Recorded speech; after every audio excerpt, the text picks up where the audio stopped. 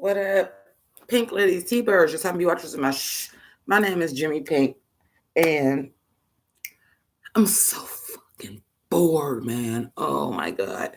Okay, so I've been trying to do these cleaning projects, but cleaning, hey Isaac, cleaning is not fun, and it's not any less boring than anything else to do. Okay, there's nothing else to fucking do. And I'm trying my damn hardest because I've been on yesterday was the first day I didn't drink since I've been quarantined. So I was like a 5-day bender. I'm trying not to drink. But now I understand why I've been drinking my way through this shit. This shit is boring. Oh my God. Alley-oop, I don't even fucking know. Is it Monday or Tuesday? I really don't even know. I'm fucking bored. Okay? Bored. Oh my God, I can't take it, but I am going to finish cleaning my bedroom. But once it gets to a certain time of night, like for real, how much cleaning can you do? I haven't took everything out my closets, trying to rearrange them. Like, I'm bored. And then the thing is, if I just go hard and clean and clean and clean and clean and clean, in 2 days, it ain't going to be nothing else for me to do. So that I have to stop myself so that I'm not bored the next day. So at first I was like, I'm gonna bust down a room a day, and then I realized you bust down a room a day, you gonna be done in a week. Bored. I'm tired of fucking cleaning, dude. I'm tired of cleaning. I'm tired of watching Netflix. Listen, y'all have to understand, my great solace in life is to watch TV and stuff streaming anyway. So I have, in the last 2 days, watched What Would Diplo Do? The whole season of What We Do in the Shadows. I watched the whole Tiger King shit today. Some new YouTube videos, some YouTubers I'm subscribed to dropped a couple videos. Musical Hell, which I love. I got good taste in YouTubers because I will catch a YouTuber when they ain't hardly got no subscribers and sit there and watch them fucking blow up. Musical Hell is one of those. When I first joined Musical Hell, she didn't even have 1,000 subscribers, but it's good. The Tiger King shit was my shit. Okay, check this out. So once I got bored and I was like, okay, maybe I will go throw on, because I'm showered and shit. My hair is washed underneath here. This is the only reason why I got on a wig. I'm explaining to you why I even got this wig on, because really we in quarantine and I get fly for RuPaul's Drag Race on Friday and there's no need for me to do it no other day. But I was going to review the Tiger King shit, right? I was just going to do my little video on my thoughts because that shit was wild as hell. What's up, 1993, you shady bitch? And hi, everybody else. Hunter, Jesse Goth, Naris, my daughter, Amara, Alley-oop, Sierra's in here. Okay, so bored out of my fucking gourd, right? So I finished the Tiger King and I'm like, you know what? It's not too late. Plus, everybody's shit is on shutdown, so I'm sure I'm not the only person that just finished the fucking Tiger King shit. So y'all know, because of my fascination with Josie and the Pussycats and just my own general style anyway, I got a lot of leopard shit, but I happen to have this tiger, what I thought was a shirt, but it's really a swimsuit cover. But I was going to throw that on with my little rhinestone ears, and I was going to do the Tiger King. But before I went to go do that, I looked up and it was like, oh, I'm on Instagram. Oh, ciao, Bella. Now, let me go get my smokes. So now I got I'm looking on Instagram to see if anybody is doing a club quarantine set tonight. Fighting the urge to drink because I'm just that fucking bored. So I'm like, no, don't drink. You went on a 5-day bender. Even though you didn't drink at all yesterday, you ain't even recovered all the way. So while I'm on there, Widow Von Du, it says Widow Von Du got a video out. I'm like, okay, sweet. I ain't even gonna do the Tiger King shit. I'm gonna review the Widow Von Du new song because she rapping. And I said that is a perfect bridge between my two major bases of people that watch my channel, because that will have to do with Drag Race as well as me doing reviews and live reactions to music. All right, sweet. I'm about to do that. I get the camera set up. I'm like, I really don't feel like doing shit. as far as putting no clothes, no makeup on, but which I'm about to snatch this right now any damn way because like I literally just washed my hair and put it up with nothing in it. That's why it's like all smushed down. And I was like, I'll just live react to that real quick.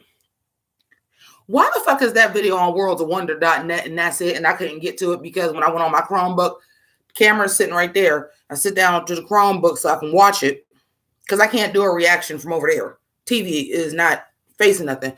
So I was like, well, I'll set it up and I got everything set up to go right here. First of all, how am I going to download the video to put it in here because it's on worldsofwonder.net and not YouTube? Then I go on Worlds of Wonder Not Yet and start clicking around. And it's like, oh, no. It's a privacy issue with this. We won't even let you in here. Fuck it. I'm doing fine, but I'm fucking bored.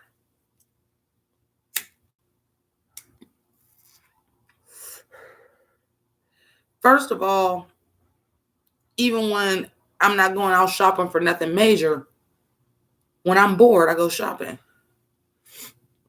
Let me just see what they got at the dollar store. Especially right now, this drag race season, you know what I would be doing all week right now?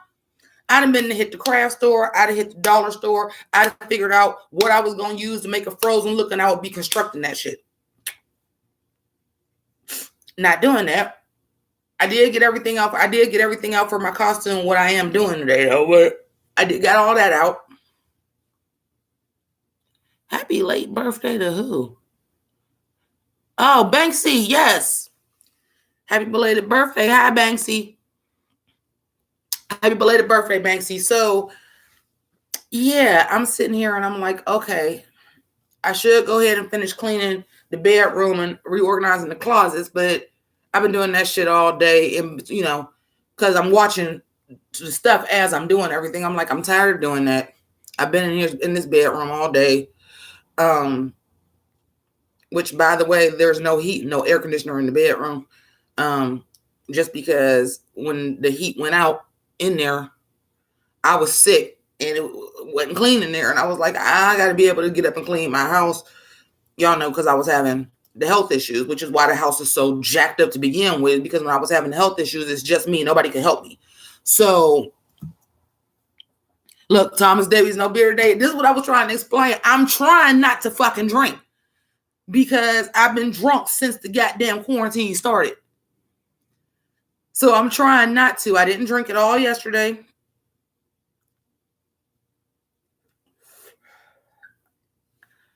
Like, and trust me, I got the backup. I got beer. I got a big ass box of wine.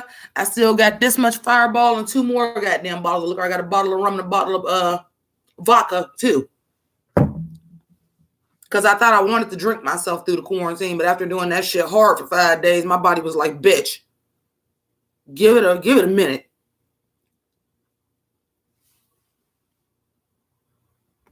You said save it, rehab. No, but for real though, I was just like, okay, I just went on a straight 5-day bender. Like, the one day, matter of fact, the day that RuPaul's Drag Race came out, straight up and down. Do y'all know why I drank that day? Because I felt like such shit for drinking for about 4 days. Then I have felt like such total shit drinking on for the fucking 4 days that I was on quarantine that I had to drink again just to get through to review RuPaul's Drag Race. I was sitting there. I wasn't drinking. I got about 15 minutes into the episode. I was like, this is not going to work. I feel like shit. So I started drinking. Because all it was hair of the dog, and I do that. Even though it's a faster turnaround to go through withdrawal, you still go through withdrawal. So if I didn't drink for 4 days, the 5th day, I'm going to feel like shit. Unless I continue to drink. So that's what I did. You said, can we get done with the trivia? What trivia? Hey, Z, what's up, Z? Our liquor store is closed Monday. That's why I got so much alcohol. I was not fucking around. First of all, I had to go get my prescriptions. And that was damn near $60. At which point I was like, okay, well, I ain't making rent on time now because I have to have my meds. Keep in mind, I am still on sick leave. I don't have my regular paycheck. So, and then the money I did have for rent, I had to buy backup to make sure I was good for 2 or 3 weeks in this motherfucker. So once I knew it was going to be short, because I had to get my meds. I was like, well, fuck it. It might as well be about $200 short. And I went and got all my booze and all that good shit. And I'll be a few days late on the rent. Hey, what's up, Pisces? Blub, blub. Yeah, so, and see, the first day I had that, I was like, I don't want to drink all the beer. And I didn't put the box of wine in the refrigerator. So I was doing these motherfuckers. You see, half this bottle is damn gone. And I was doing fireball shots. That particular night, the last day that I drank, if you want to count it the last day, because I was up till like 8 o'clock in the morning listening to old 90s goddamn dance music and was having a good goddamn ball sitting here in my living room. Like, well, at least I'm getting my exercise. I was in this bitch jamming too. Be my lover, wanna be my lover. I wanna be my lover. I was in this bitch. I was like, I know my neighbors is like, this drunk bitch. Oh my God, shut the fuck up. Because I was in here. I was on my own D, man. I was in my own zone. I was like, you know what? I think I was live, and then I got off the live, and I just was like, you know what? I don't want to talk. I just want to listen to music. I want to dance. And I was just up dancing in that damn 90s Euro pop. Banks, I agree. Now, they're trying to work on something for Ohio, but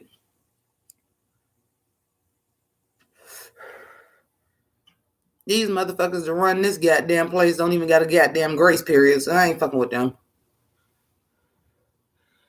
Hey, queer melancholy. Oh, yeah. I was getting it in for hours. That's why I said, I was like, wait, how did 2 shots end up being half the bottle? Because I was just having motherfucking the grind in my living room. But I got some exercise. I was sweating like I was having a damn house party in my own house by myself, and I was motherfucking getting it. Then I tried to videotape some of it, and then I realized I was in my underwear, so I couldn't use none of the footage because I was gonna like show y'all like this is what I was doing when I was bored, y'all. And I listened to all the 90s Euro trash. I know what I want, and I want it now. I want you because I'm Mr. Vain. I was getting it. I dance a lot better standing up than I do when I be in here doing my little goofy, pretending like I'm dancing dances over here when I actually dance. I'm actually a pretty good dancer. So I was in here getting it. Well, yes, Carpy, of course. Always. Hey, Janae. Yes, always. Wash your hands. Be careful. I kind of was having a rate. I would say I was on MTV The Grind by myself. Because that's about the era, and that was the music I was listening to. I started off with Ace of Base, and I went right down the hole towards fucking 90s Euro trash, man.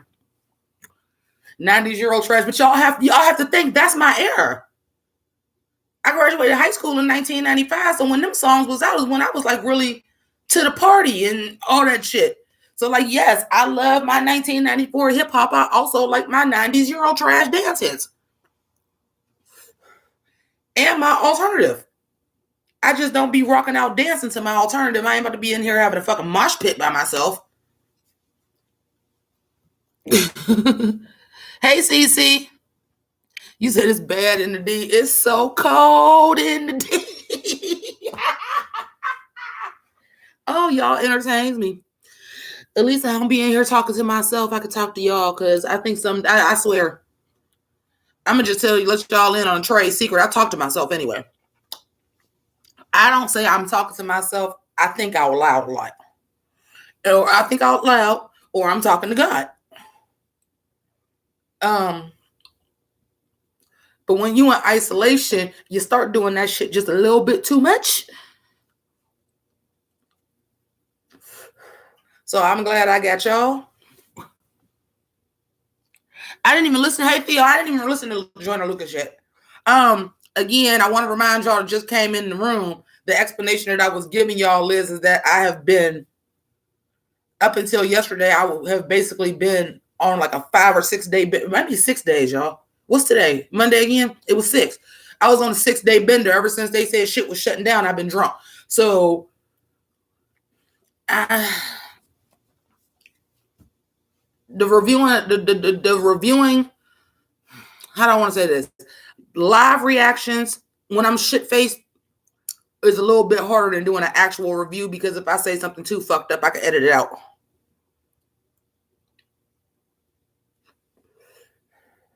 Now, the last time I drank, because this the only reason why I got this shit is because they was closing the state store just in case I wanted some liquor, because candy is dandy, but liquor is quicker, and I'll run through a 12-pack of beer in a goddamn day on a good day. So I bought that shit just in case, and I got 3 fucking bottles of liquor. It's a reason why usually when I'm on this bitch, I'm drinking beer or wine. It's a reason. Your girl could go. She know. Don't you ever get it fucked up. I do know I be fucked up on this bitch sometimes, but I usually pull it back together, though. Y'all know that, too. Y'all know I'll get to a point where I'm like, okay, I'm going way too goddamn hard. Let me pull that shit back. And then a fucking quarantine hit, and I was just like, well, you know, I ain't got shit else to do.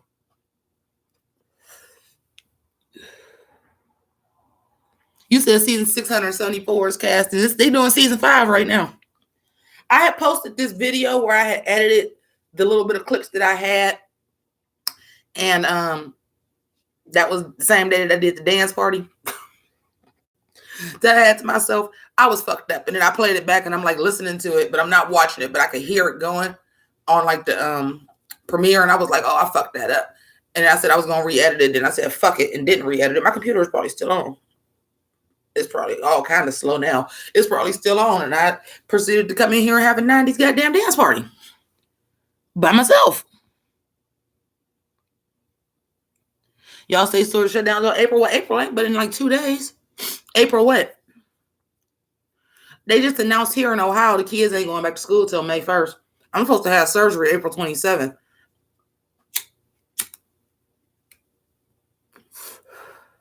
But I don't know about all that too. We have to see where we are at. If y'all gonna have all them restrictions, can't nobody be in the damn hospital with me, I can't have surgery. I cannot be in the position where all this is going around and y'all busy and I'm going to be somewhere where I can't speak for myself.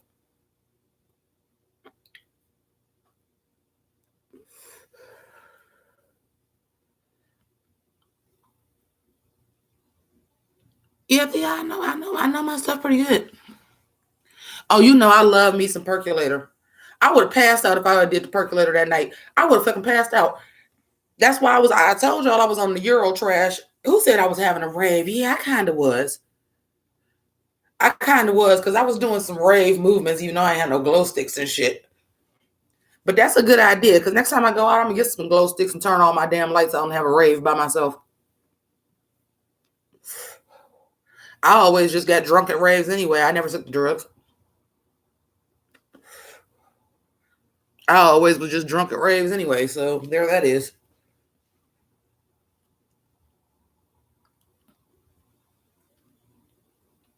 I'm not a drug person. Weed was always great. Everything else, I'm cool. You ended up watching Flavor of Love seasons 1 and 2. What did I just say? Okay, some of y'all just came in the room. In the past 2 days, I watched What Would Diplo Do? I'm sorry, I gotta turn this on for a minute. What We Do in the Shadows. I watched the whole first season of that, and the Tiger King thing today.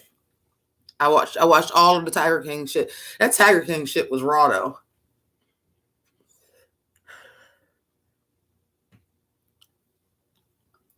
That Tiger King shit was fucking raw though. Like I'm like, I was like, oh, all y'all motherfuckers is crazy. And y'all all users and manipulators. Every single one of y'all. And y'all taking care of the damn animals?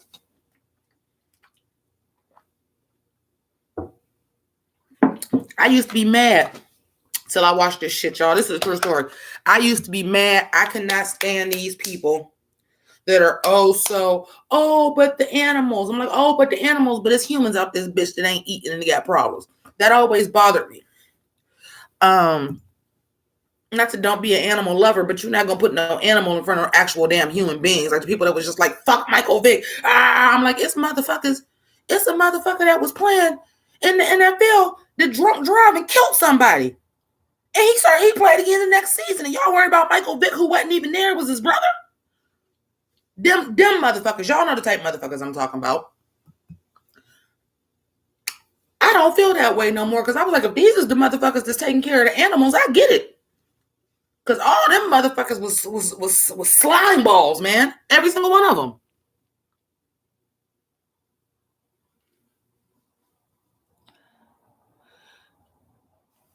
Oh, here she come with the question. It ain't got nothing to do with nothing every time. Quick question. In your opinion, do you think Camp Wanakiki is going to be different this year because of the virus?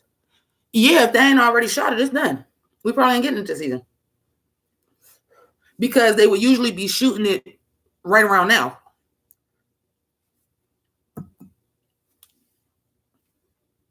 Oh, this shit done changed the world, y'all. This shit done changed the world. We ain't getting a whole lot of shit because of this. Oh, by the way, I thought I would tell y'all. So you know how I Love Money is a reality show that I did online. I did get cast. I actually got cast today for the Drag Race show. So I don't know any of the details or when it starts. I guess I should be trying to look that shit up right about now-ish.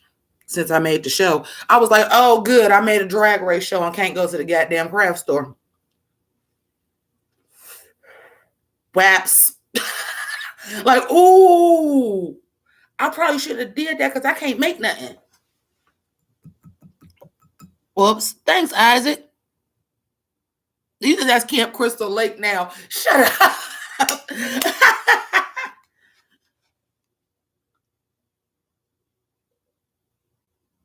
Yeah. Who said is this vodka? This is Fireball, baby. I got some vodka, though. I got some vodka and I got some rum. And really ain't got no chasers. So that was kind of dumb of me, which is another reason why I'm going to be taking straight fucking shots. I'm about to take a shot of this damn Fireball in a minute. Let me see. It's a Facebook game. But I'm sure they'll probably be having some stuff. I'll give y'all the information once I'm going to be on it. I'll give y'all the information.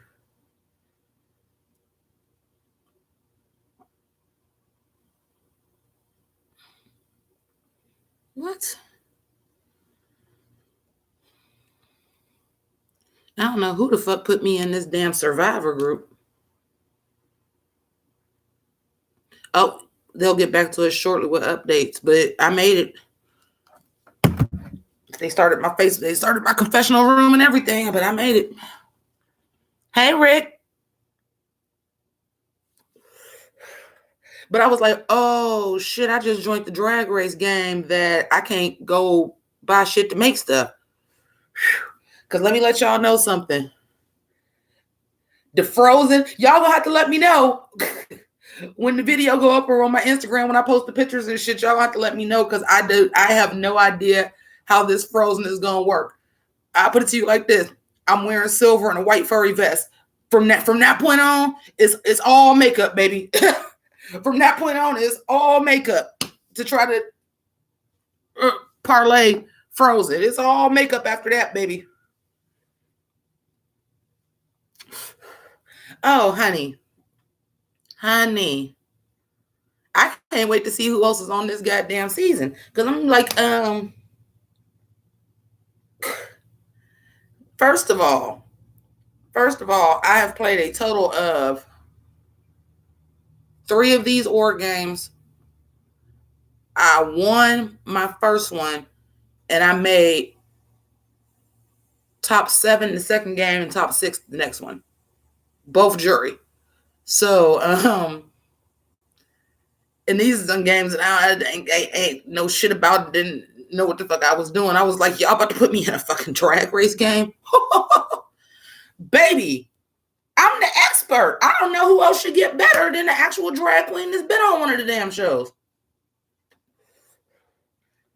But you know, also too, the people that think they experts of RuPaul's Drag Race be the first ones to go on RuPaul's Drag Race. So we gonna see. They be the first ones to fucking go. Like, I've studied RuPaul's Drag Race, and I know this and this and this. They probably gonna have a snatch game. So I need to start thinking about a character because this is season 1. This is the first time they're doing this. or how org games work is they're based on actual reality games. So there's probably going to be a Snatch game. And I need to start thinking about a character for Snatch game. Said don't be Aiden Zane. Never.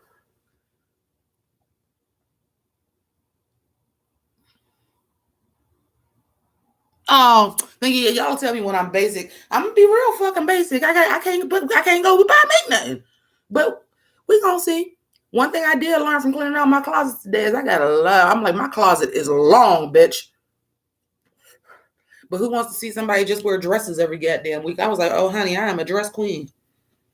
I was wondering why everybody was so gagged about a bodysuit. I'm like, oh shit, because I always get on the fucking dress. Fuck. I was like, that's the most I ever seen in the comments about people talking about my look. This is the first time I've been like, well, damn. I was like, oh. Number one, y'all didn't know I had a shape like that. Number two, I always got on a damn dress. I do love dresses, though. I really do. Said Aiden better play dead. B. Frisbee Jenkins. Who the fuck is that? Says silver and white furry vest. I do think, well, that's what I'm wearing. And I'm just gonna try to kind of give like a snowy like ice queen, like blue, white, and silver beat, and that's as good as I can get because I can't go out and get nothing. Sasha Bill, yeah. Hey, Alan Lewis. Sasha Bill, yeah. I probably will not be unless they do something you can't. I'll have to see what the things is because for real, like I would rather be a fictional character. I would rather be like Miss Piggy or somebody. But I was like, shit. Can I be myself? Am I enough of a celebrity to be myself? Fuck no. I'll probably just be Queen Latifah again. Or I'll be the Brat or somebody like that. I would probably more than likely be a female rapper because unless you're just this great character that got a character down packed, you better play somebody like who you are.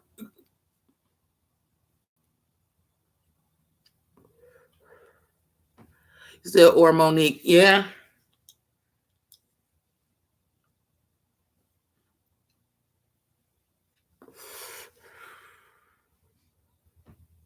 Who do I despise?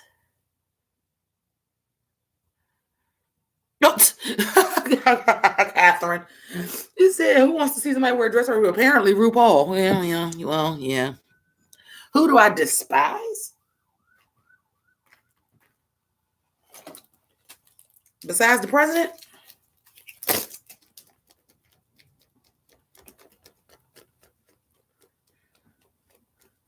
You know, one of these runways is supposed to be Night of 1,000 Michelles, you know? And I'm like, damn, didn't I already do a Michelle Visage look? Y'all know I don't wear dark hair. Very rarely. It's always got some color or something in it. You said Team Everybody Black and Miss Good. Yeah, Team Everybody Black for sure. And usually I am just Team Everybody Black anyway. Y'all know that I'm always hashtag Team Everybody Black and somebody else. But this year, like really my three favorite queens are the black ones this year. Like I'm not rooting for them because they're black. Like them is just really my favorite three queens on the season so far.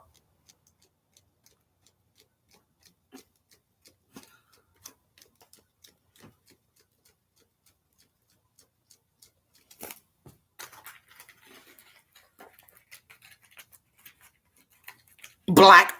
Isaac. When I did my Michelle Visage look, I had on some black leggings, a black tank top, a black sequin blazer, some black sequin shoes. That was my Michelle Visage look. But at the time, I actually had black hair. So I had hair pieces that were black because my hair was black when they did that. I used to wear my hair jet black with platinum blonde streaks in it. And that's what color my hair was at the time. So I had black hair pieces. I just had to like take the blonde out of it because I was sewing my own blonde into it or putting the blonde in my real hair. This year, I ain't got no black hair pieces to look like Michelle Visage. I ain't got like no big voluminous black hair. And since the hair stores is probably still going to be closed, you know what it's going to end up being? I'm going to end up having one of them damn long braids in my hair. That's what it's going to end up being.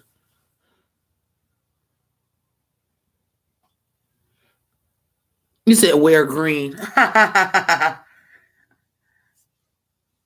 her. I don't like green. Fuck you. Spoiler alert. And a little intel into the kid, even though my name is Jimmi Pynk, my favorite color is green. My favorite color is actually green. I just have a hard time finding cute green stuff. So I kind of get Michelle Visage on the, she don't like green because it's kind of hard to find cute green stuff. Everything green don't be a cute color green or it don't be cute.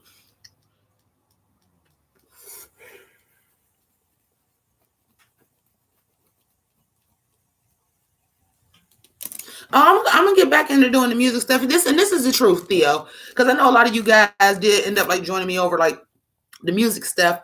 RuPaul's Drag Race is the primary base of the people that follow me on YouTube. It's when I make the most money. It's when I get the most views. I make the most money during this season. RuPaul's Drag Race kind of takes a lot out of me. Whereas doing a reaction, I literally can sit here and whatever the hell I got on and review it and then like edit it together, put the video in the corner. And sometimes, I don't even do that. RuPaul's Drag Race, I kind of can't do that. So RuPaul's Drag Race, to put those videos out from start to finish, from me getting dressed, watching the episode, shooting the review, editing it, grabbing the pictures, rendering it, and everything else, RuPaul's Drag Race is a 12-hour day.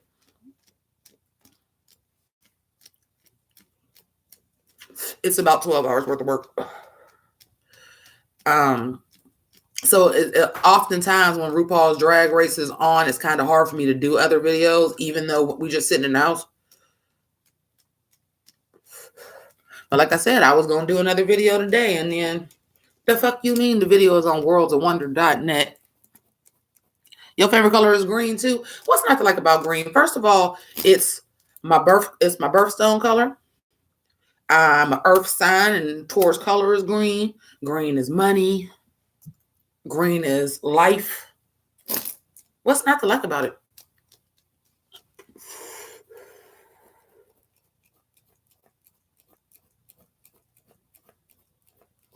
Catian say VHS.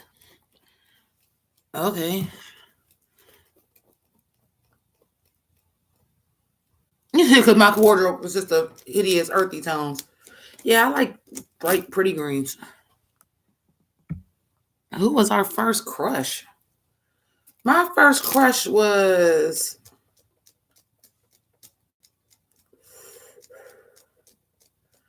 Alistair on You Can't Do That on Television. Follow me. I know some of y'all is going to be like, who the fuck is that? It was my first crush. Love me some You Can't Do That on Television. Speaking of me, my favorite color being green, green slime and shit.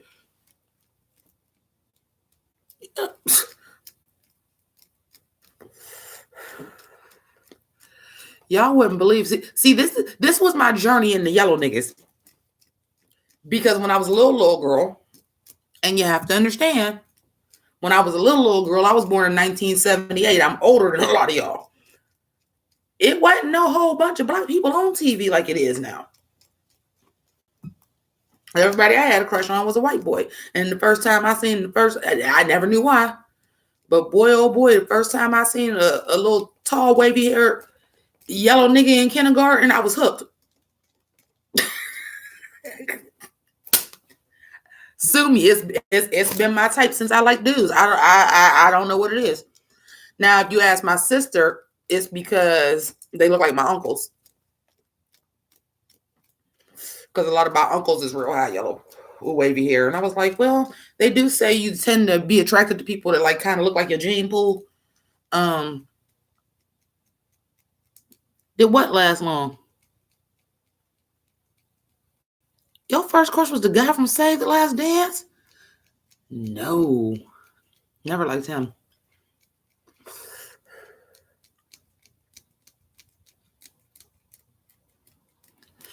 You know who I did like? I did like that damn Bumper Robinson, though.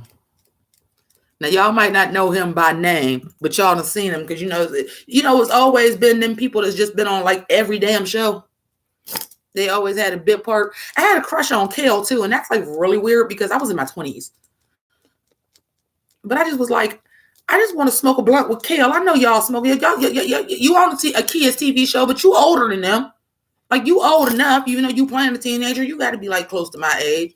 And you just silly as hell. And you can dance and you can break dance. And I was like, I just want to smoke a blunt and hang out with Kale and see where it goes.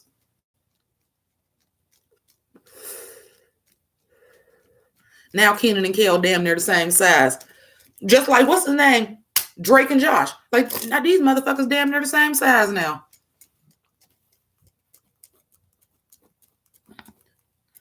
Oh my God, you say your first crush was Stifler? How old are you that your first crush was Stifler? Because that's funny. Stifler, though? Stifler? Because you said the one that's being a jerk. So, Shawn Michael Scott, Stifler. Oh, man. Oh, man. College. American Pie. I just said that the other day, just randomly in my own house, for no reason. I had just busted up and was just like, oh no, wait, for no reason. It was because I was watching Dave. I like Dave, by the way. That's the Little Dicky show. Hi, I'm Dave. Hi, I'm Dave. I like Dave. And he said something about somebody suck me. And he was like a meme for saying that or something like that. And I just started thinking about Suck Me Beautiful and was just sitting here cracking up to myself for like an hour off of Suck Me Beautiful. Because that was hilarious to me. Suck me beautiful. Like, I was like, and what do? And me and my friends have always said, somebody is going to try that. Yeah, I've had somebody try it. It was like a joke. Like, they knew it was a joke. But I was like, okay, you know, like, you're just not even getting a kiss now because you said that, right? So I wanted him to destroy me. Everybody can give out theirs. Who is the next three to go? Oh. I don't know. Snatch Game is a game changer. I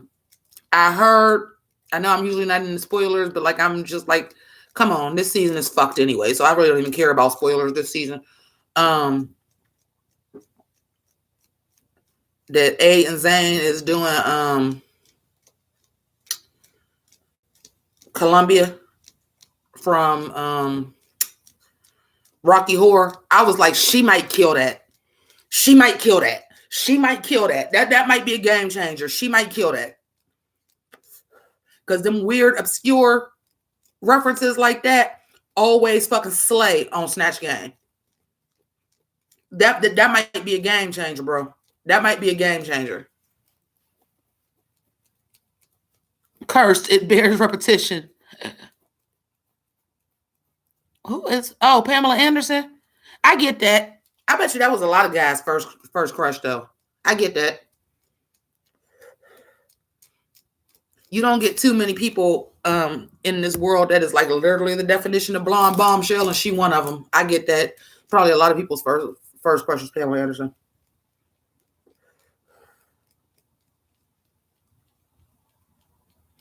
You want to know who called RuPaul a bitch? Probably me. Did I call her one?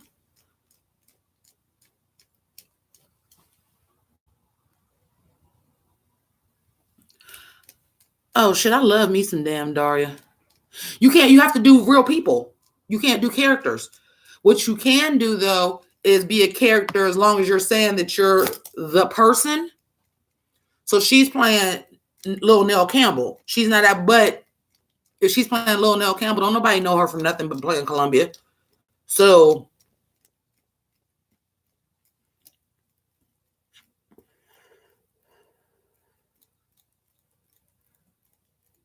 I don't know who the next three people is going to be. The Snatch Game tell the tale, baby, because if you fuck up Snatch Game, you going home.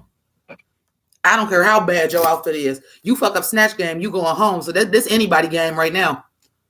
You fuck up Snatch Game, you going home. I don't care if you was the front runner. If Sherry Pie was the fuck up Snatch Game, Sherry Pie ass going home. It's just y'all know that. So you really can't say.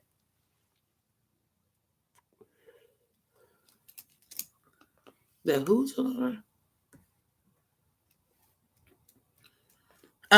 Britta is supposed to be playing Jennifer Holiday.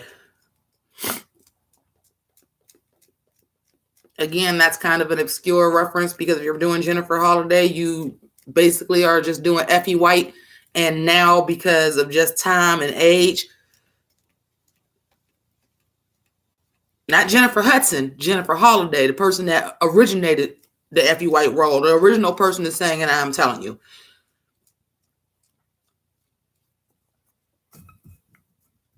Motherfuckers didn't even get the Troop Beverly Hills reference, so I know it's when people that don't know who Jennifer Holliday is. Now, people might know who, as long as she dresses like that, they'll know she's from Rocky Horror, even if they don't know the character name. But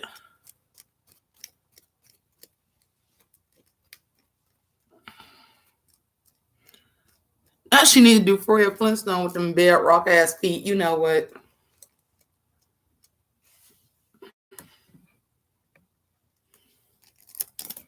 I mean, yeah, but we don't talk about her. And no, I did not like Allison's Runway because I done seen that 1,000 times. I done seen Lady Elvis 1,000 damn times. The Troop Beverly Hills one was more clever.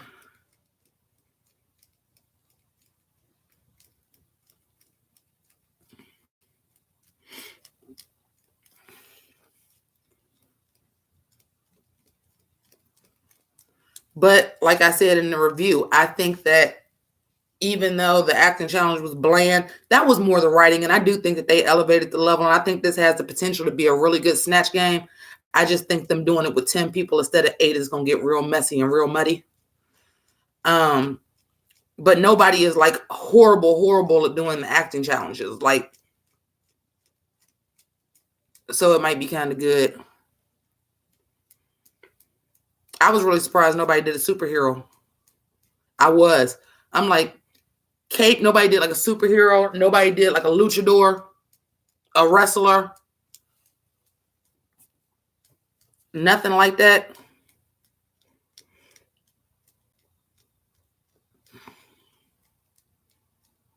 Said, I'm lost. What's Snatch Game? Okay, so we're talking about this show, RuPaul's Drag Race.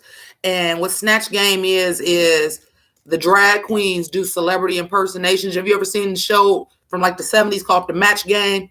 And it's like Silly Sally was so silly, she thought Chili was a blank. And then like they go and guess them, but it was always celebrities back in the 70s, like kind of in the vein like Hollywood Squares. It was a lot of shows like that in the 60s and 70s. Which is what Match Game is, but they're calling it Snatch Game because it snatches a vagina, play on words, or drag queens. So they'll all be doing celebrity impersonations, basically. I thought about that too, actually. True story. If I had something, I was gonna do Zorro, actually. That's not a lie. I actually was gonna do Zorro, but I was like, oh, I couldn't find my black mask. And I didn't have like no black fabric that I wanted to like cut a hole in to make the mask. I was gonna do Zorro. Because I got a black hat and I got a black cape. I was gonna do Zorro.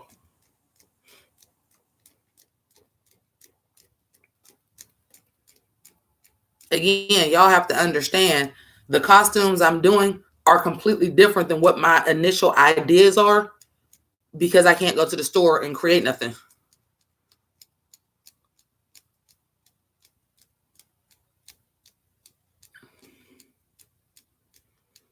I was surprised they did like, they did like that angelic white and stuff like that. I was surprised nobody did like a religious figure with like, how they have like the capes and like the robes, and that could have been a cape.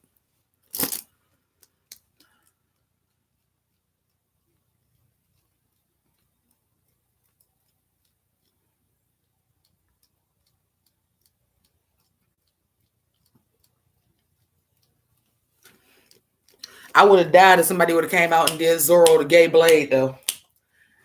That's an old movie. Pay attention. Yes, there is a movie called Zorro the Gay Blade where Zorro's twin brother was gay and took over as Zorro. So all the Zorro costumes was like real fabulous and in different colors and shit. Like it would be like red velvet with like the balls. You know how they had that ball trim for the ball?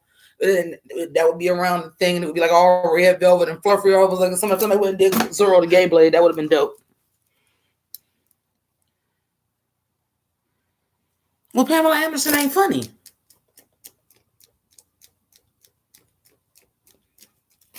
That's the problem. If you're going to do Snatch Game and you can't make the character funny, that's why I said, oh shit, they probably going to have a Snatch Game. I got to start thinking about that. Because Jimmi Pynk is funny. I'm funny when I ain't even trying to be funny. I get it. I got that Ohio dry, sarcastic ass humor that I say shit and it just be humorous sometimes. Sometimes I watch back my own videos and laugh at shit that I said. Like, and I was dead ass serious when I said that, and it was funny. I'm funny. Not on purpose. Not on purpose. I just got a slick ass mouth. I'm a fucking rapper, for Christ's sake. I just got a slick ass mouth. I say some slick shit. It's funny sometimes.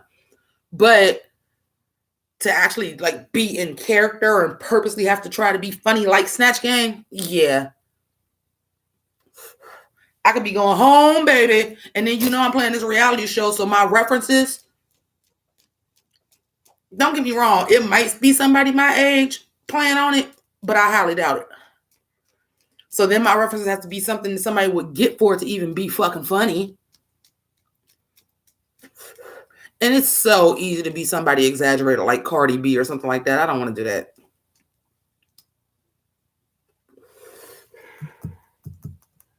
I do crack myself up sometimes.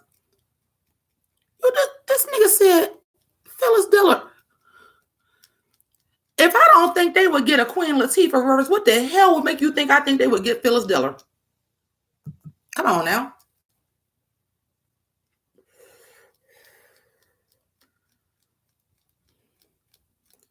I might would be, what's the lady to play Electra on Pose? I might would be her. And just be reading people the house down socks like Electra. I might would do that. Or I'm gonna have to be like a Real Housewife or something like that. Like, on RuPaul's Drag Race. Didn't somebody do Phyllis Diller?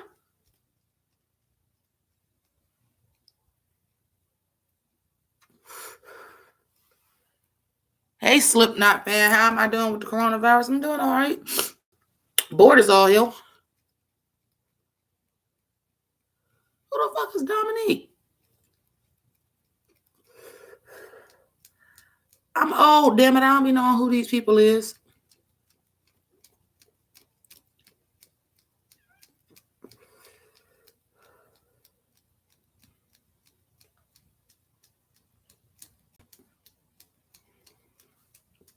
I might be Angelique. That I think I could pull off. I think I could pull off Angelique. I just don't got no blonde hair quite big enough. But push my boobs up, wear all pink with a big blonde wig and glasses, and just talk with a tit mouth voice. I might can get away with that.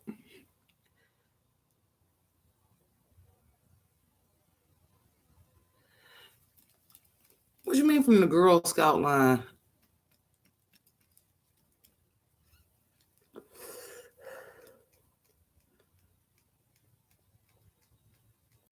You gotta crack myself up. I do crack myself up. Shit, I got to. I'm alone a lot. Like, it's just the fact that I gotta be that's driving me crazy. That's what I do regularly.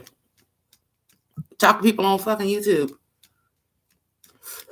And that's just because I've been sick for a year. So for the most part, there ain't nobody but me. But like, I at least like was talking to like my sister and my niece every day, but neither one of them are feeling good. And my sister's not at work to call her while she bored at work. And I'm not allegedly going to go pick my niece up from work because she's off, because they quarantined her for work for 2 weeks because she had an upper respiratory infection.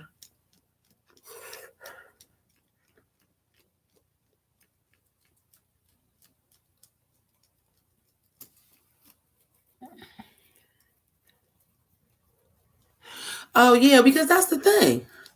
That is hard though. When you're a drag queen, the drag queen is the character. So you now on top of that having to do another one, and for a lot of people, like, yeah, being a fictional character, like, yeah, I could be Taraji P. Henson, but just be Cookie Line. I can do that.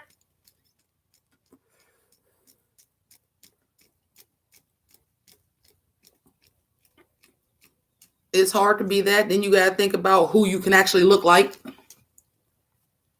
You know, it's a real damn charity that you get somebody like Bob the drag queen that said, I'm just going to do Carol Channing, but she didn't start out doing Carol Channing either. I think Sonika's on All Stars for season 5. I really do. I think Sonika be on All Stars season 5. Provided they had already taped it.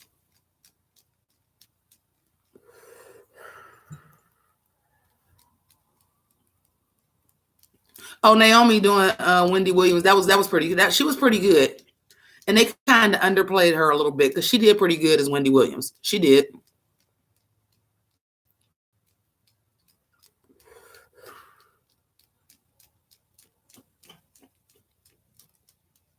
They taped All Stars 5, and I think Sonika's already on it.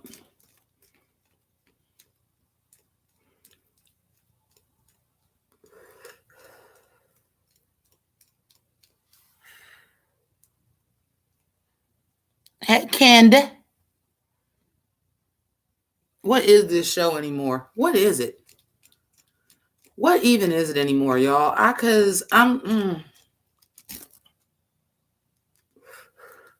And make it so bad is I think season 12 has actually been the best crop of girls that they've had in a while. I think this is the best crop of girls they've had in a long time. I really, really do. And I figured that out off of that Grey's Anatomy. Because I was like, I had to give them their props. I said, y'all really elevated the material because the acting challenges has been uber trash for a minute. And they didn't do that bad with it. It's just that y'all actually got a good group of girls, and then the rigor mortis is so obvious, and then y'all got this jacked up editing because y'all casted a goddamn To Catch a Predator.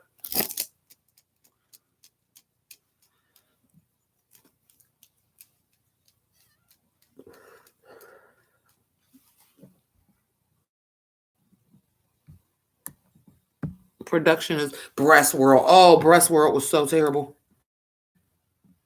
Oh, Breast World was so terrible. And then you got these good group of girls, but we didn't see, I'm sorry, and I'm going to tell you the truth, especially as a reviewer, we didn't see too many goddamn looks. I feel like the season damn near over already. I'm like, damn, we've only going on episode 6. I don't review like 170 goddamn on looks.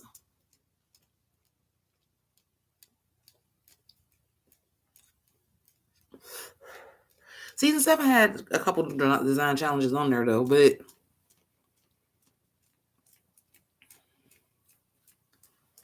this shit right here, bro, like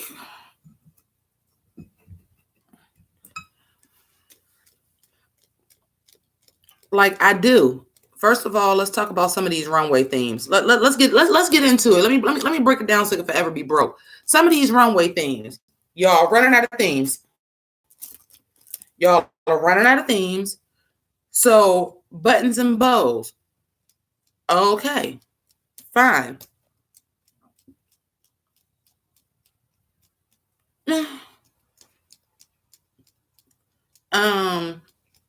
These cape looks. And I think the reason why we're not seeing those looks this like, oh, bitch, yes. Because you got to imagine how many of them they had to pack. If we didn't already seen episode 1, they had 4 looks. Episode 2, they had 4 looks.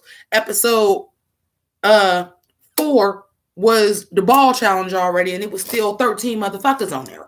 Like, we didn't see more looks than we have usually seen a whole season at this point.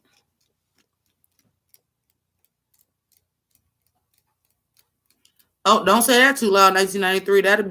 That'll be next year. Gloves. Boots was a bad challenge. Capes is a bad challenge. Why ain't they doing nothing like, give me plaid? Give me something to work with. I thought they were supposed to have a superhero runway at one point in time. Well, you can't say superhero because Marvel and DC both own the word superhero, so you can't say superhero. But Something. Do they need a double elimination? They need a triple elimination at this point. Yeah, because it can't be that 50-pound rule no more. Because y'all got to bring too much stuff. Tool was a good theme, and then the one person that I thought slayed the goddamn theme, they said it was too much. You said Tool. Rockin' Sakura was the one that gave me the Tool look that I needed in my life when you said the runway was Tool.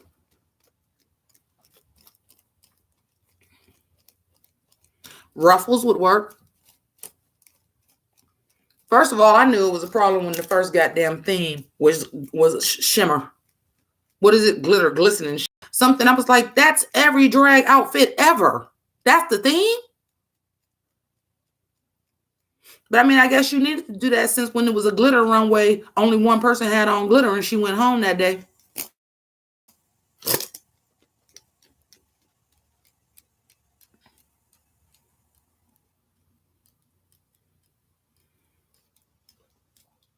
I mean, I feel like anybody can change. They have to want to, though. They have to want to. And I ain't talking about some you just got caught, so you want to change. No, you as a person have to want to change.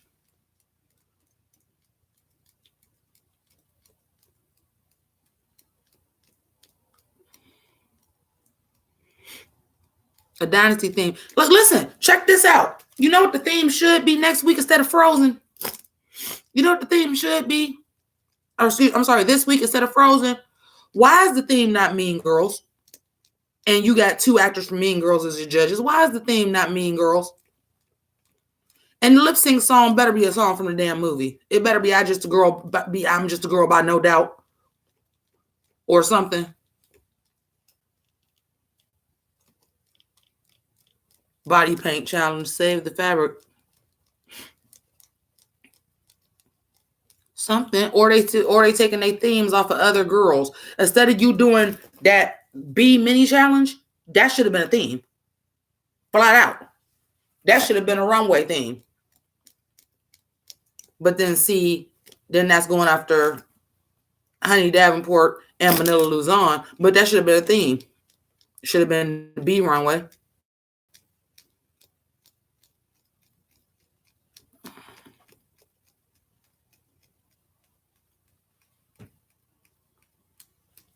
I don't know why they haven't had a showgirl theme yet.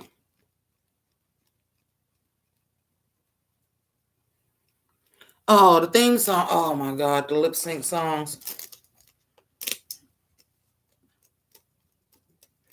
Well, you just spent your whole budget on Nicki Minaj, so there's that. We had Rihanna S&M, but you didn't have an S&M runway. Violet Chachki. But y'all didn't have an S&M runway. You didn't have a Leather Mommy BDSM runway yet.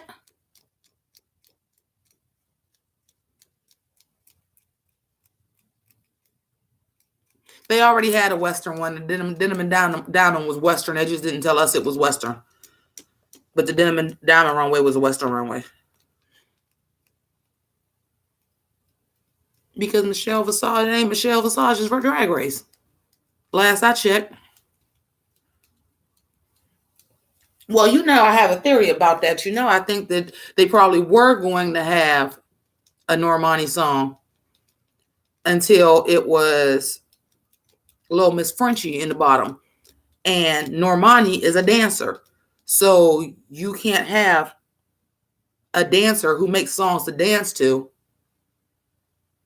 and have her there and have...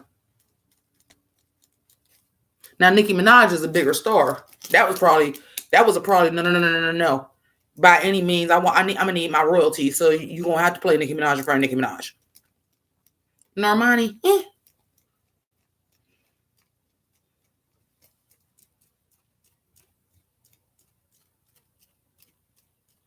Yeah, they had a green runway, sure did. Yeah, and then y'all have runways that y'all don't use and don't bring them back. Whatever happened to the orange runway? What happened to the prehistoric runway? The good twin, evil twin runway was good, but that was 2 looks at the same time. They need to go back to the ball being top 5. No more than top 5 or top 4 for the ball. They need to go back to that.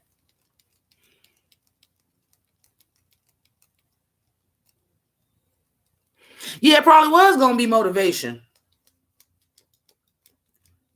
But they wanted to give Nikki Doll a fighting chance because they know the lip syncs has been Bammer so far. Yes, I said Bammer. Keep up. That is a very old slang word that we used in Ohio. Bammer. It means what? You may also hear me say creek water or mud.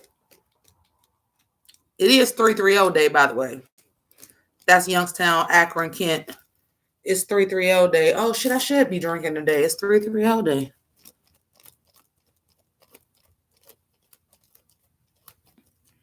I mean, they had Night of 1,000 Rules. Why? And it's because y'all decided to get Nicki Minaj and do a split premiere. And I still maintain they never even brought that up on episode 2. Like, well, we had to meet Nicki Minaj. It was never even brought up.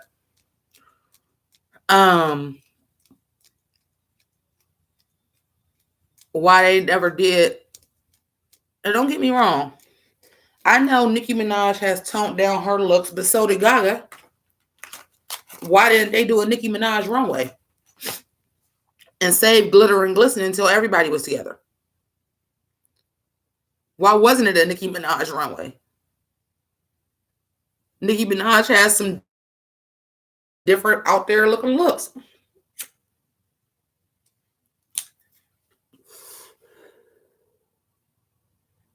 I like that cake challenge. I thought that was cute.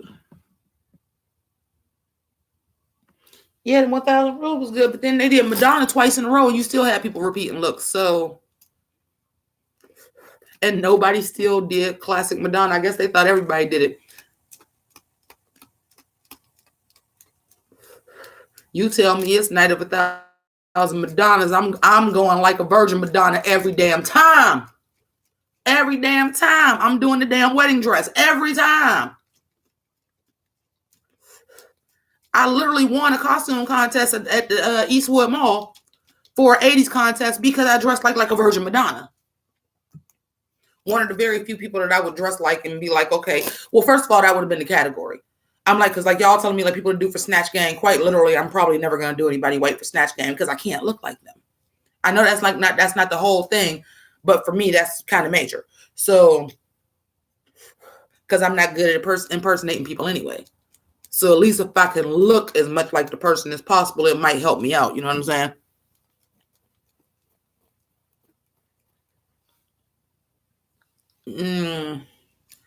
No, that's Celebrity Drag Race. Yeah, I mean they did capes. Why not do jackets? No one did the Vogue performance. Yeah, they did. Yes, they did. Somebody did. Somebody did do the Vogue one. Yes, they did.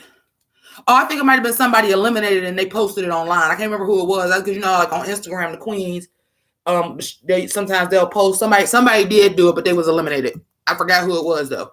But somebody did do Vogue, but they was eliminated. They posted a picture on Instagram.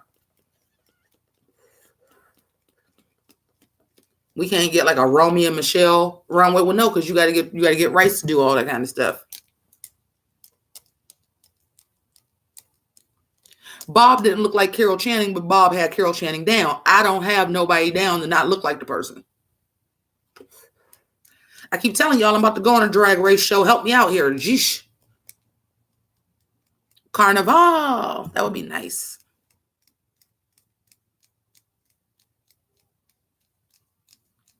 Y'all don't do the stuff that everybody do. Every year somebody do a clown, but y'all never did a clown runway.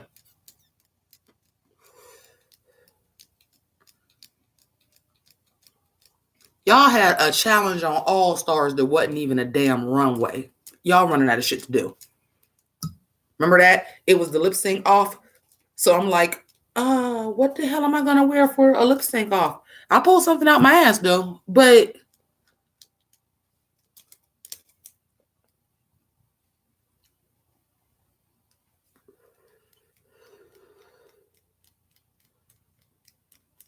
No, they after the time I thought it was the circus runway, they did the club kid runway, which was a good one. The club kid runway was good. Why have y'all not had Billy Porter as a host yet? Because why would that not be the judge for the ball? Come on, RuPaul's Drag Race, step your pussy up. Why is Billy Porter or people from the cast of Pose? And why, when we're doing the ball, why is it always just runway? Make these hoes do some other ball challenges.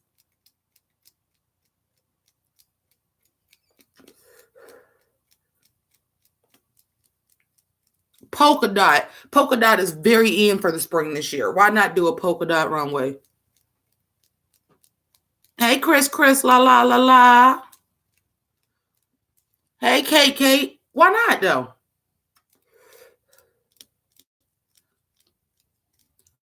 Why not do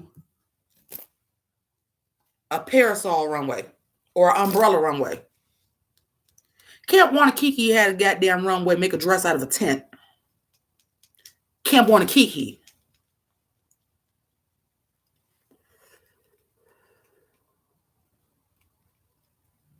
He said that can only be one queen on the stage, and that's real.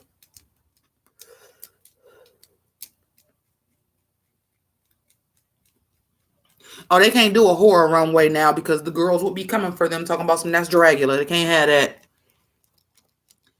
Animal print would be cute. Well, they did that animal runway that one time, but it wasn't animal. Like I said, y'all did this mini challenge about the bees when that should have been a runway. Y'all did that bee mini challenge, that should have been a runway. Like when y'all did the cat runway, y'all should have did the damn bee runway.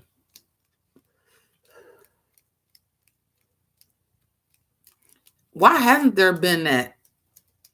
Why hasn't there been like the race car runway? I did the race car runway when the category was curves and swerves. I was like, well, I'm not gonna pad because I kind of was born with my padding, and I'm not gonna pad, so I'm gonna go with the swerve, the curves and swerves like a race track. So I did like a kind of a no, or did I do that because they was making over the pit crew? I think that's when I did that. So like I had like the black and white checker and shit. Trash bag challenge. They bring it to you every goddamn year. Somebody got on trash can bag dress.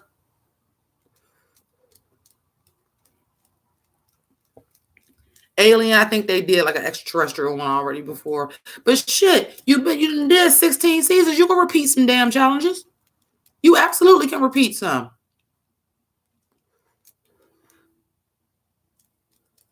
Yeah, that runway was.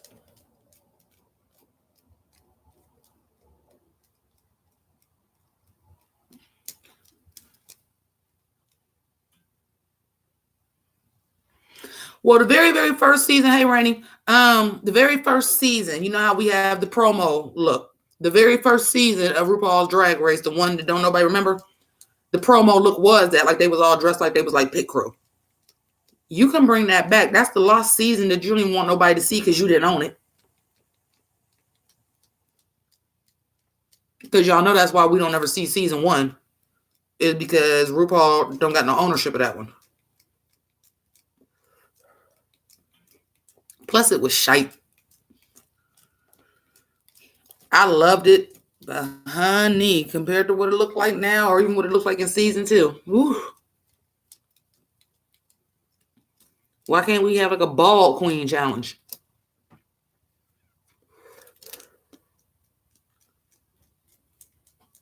A rain challenge. Well, I said a parasol, an umbrella, but like a rain challenge.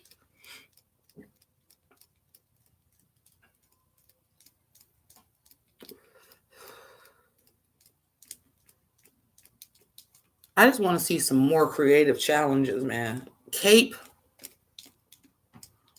Okay, sure.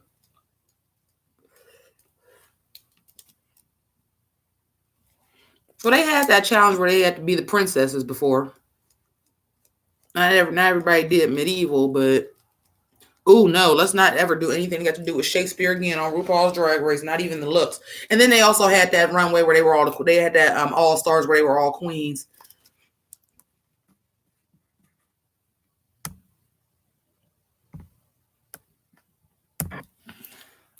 I don't know what they doing, child. Listen.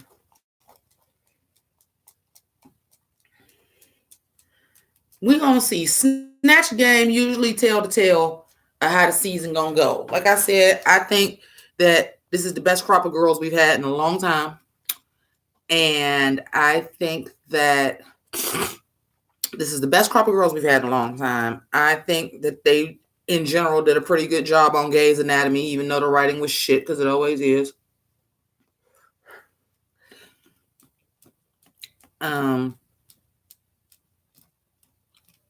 We've already seen an improv challenge, but Snatch Game is like they kind of go for what they know. I'll just have to see how Snatch Game go. With 10 people though. Rags to Riches runway, a belt runway. Sit down. A belt runway. If I didn't like a damn cape runway, what make you think say like, yeah, let's do a belt? No.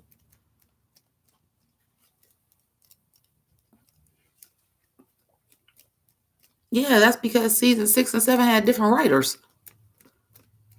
The people that's writing these now, I don't know. Y'all think y'all getting people from like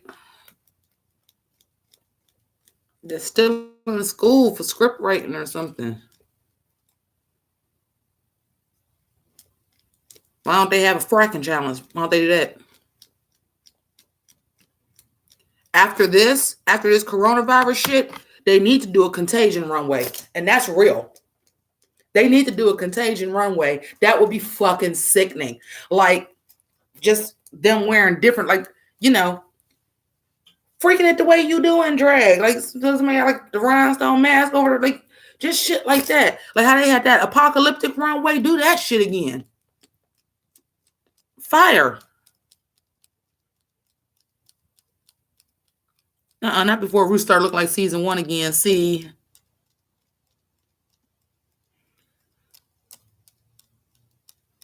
Biohazard runway, animated wig. Well, they did that wigs on top of wigs on top of wigs, but yeah, that was a little bit more clever. Said Delta working them wigs. Put some more hair on that woman's head.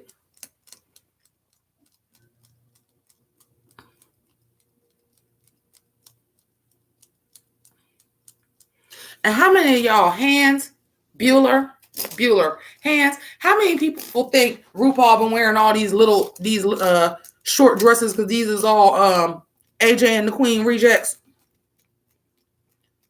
Like she might have had them on in scenes that didn't make it and was like, well, I'm keeping the wardrobe.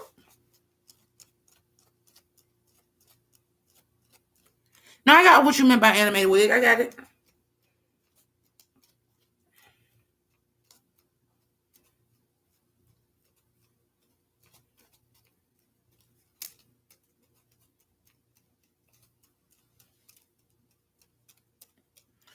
No, you can't have a Dr. Seuss runway because they got to have rights to do that.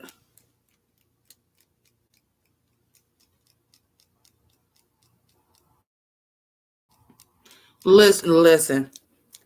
I didn't think she should have been. I was like, okay, yeah, the outfit is kind of basic, but that wig was for everybody. That wig was for everybody. I was like, what is this bitch doing? I was like, oh, that is everything. Duct tape runway will be good.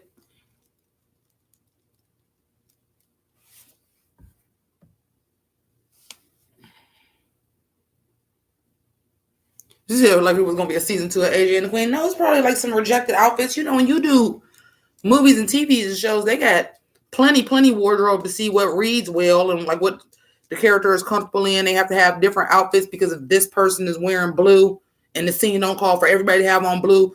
Just like think of all them shows, Sex and the City, Designer Women. Very rarely do they all got on, like 2 people got on the same color. It's usually like completely different colors. So they probably had some extras. I was like, oh, you got all them short costumes because them AJ and the Queen costumes, huh?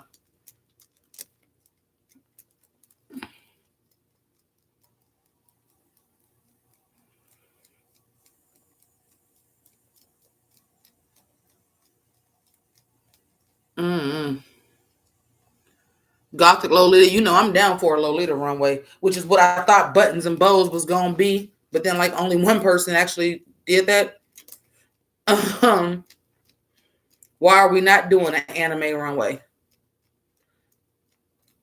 Anime is in general, so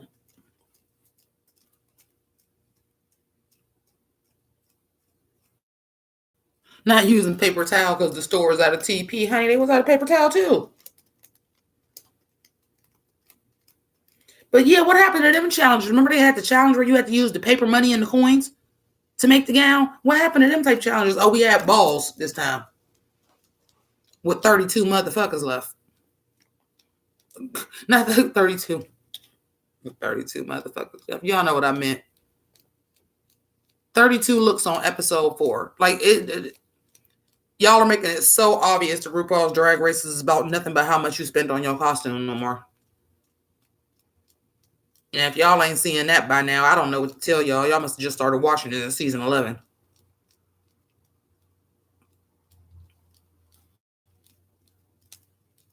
Oh, Chi-Chi's paper look was great.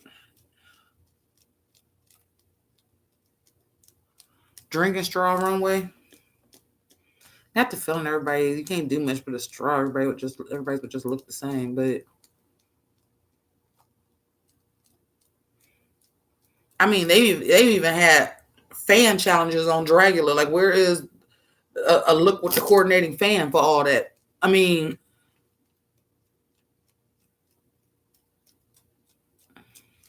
I just don't know no damn more.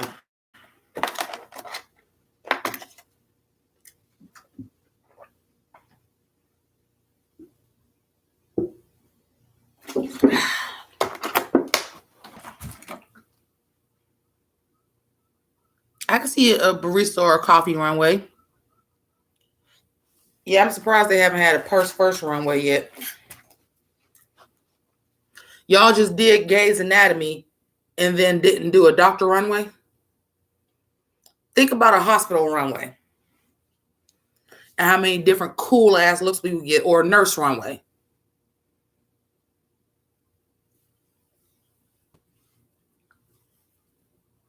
A scarf runway, any of that. A fire runway would be dope. Give me an elemental runway.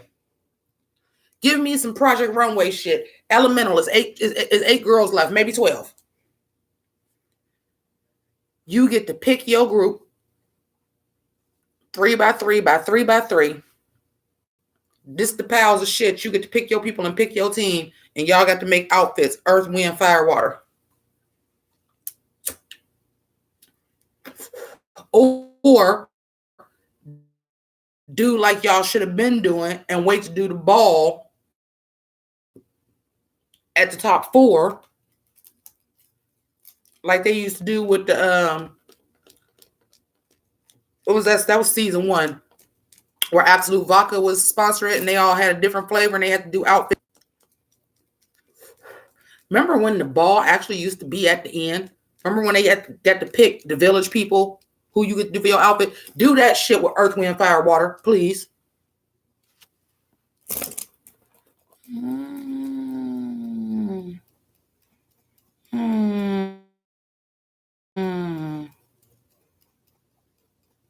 I don't remember if it's yeah, I believe so. I believe so.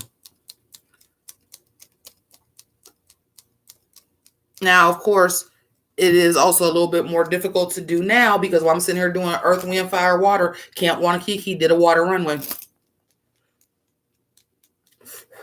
They did a water runway. And the person that went home, Barbara Wire, was dressed like a loofah sponge, which is basically what Allison had on. And they was eating her up. But on Camp Wanakiki, they said Barbara Wire didn't do enough.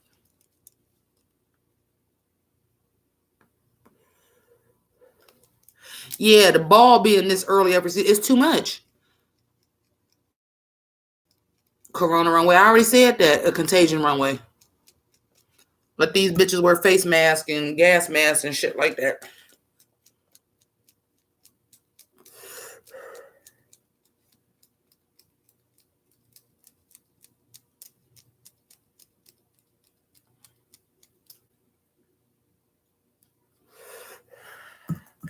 I need some damn variety. I can't just wait for All Stars till the girls already got coin to get these variety of challenges. Now here's the thing, and this is the tea. One of the runways is supposed to be stars and stripes, and I'm inclined. See, you get these spoilers and say these is what the runways is gonna be, and then because I don't care about spoilers, I've been kind of like paying attention, and then also I've been watching the What You Packins. Like the bride wore black is going down because I didn't see everybody that got eliminated is black bridal gown already. The bride wore black is going down. When I just saw Nikki's What You Packing, I was like, okay, it is a Stars and Stripes runway.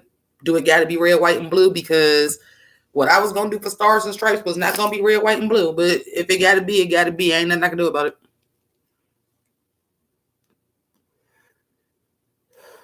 How about Noah with that win with the Jeffersons? He picked a good theme song though. I was shook because my girlfriend is doing that with her kids. She printed out brackets from somewhere where they had them. They was doing like fast food restaurants and all this stuff. And I had told her I did it. And I was like, I just want you to know how hard it was. I was like, motherfuckers would not let Darkwing Duck go. And I am shook. Darkwing Duck lasted forever. And I was like, damn, y'all didn't pick DuckTales? Even though I like me some Darkwing Duck. Darkwing Duck. When there's trouble, you call DW. Darkwing Duck. But like it was up against the Fresh Prince and I forgot what else. And I'm just like, Darkwing Duck is hanging the fuck in here.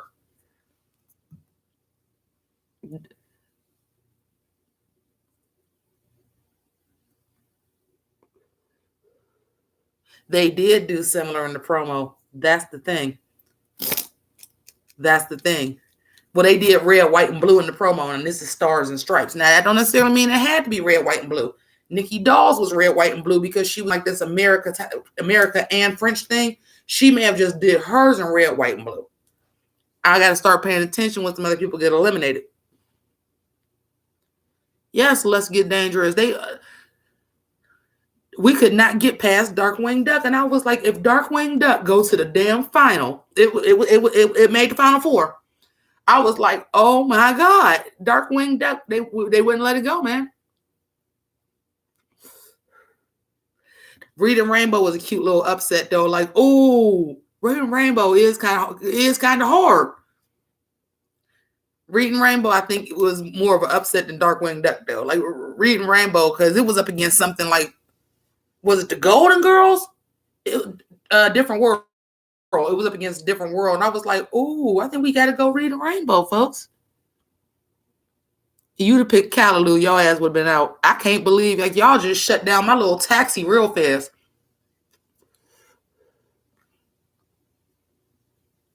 Who picked In Living Color? Oh, yeah, because I accidentally put two up against each other. That was the same song. That was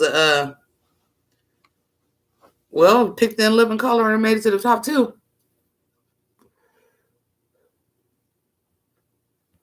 The Magic School Bus. Y'all have to keep remembering that there is copyright infringement laws in play. That's why some of the runways we're saying you can't have. I'm just like, because come on, where is the Batman villain runway? Get on that with DC. Get on that. Where is the Batman villain runway?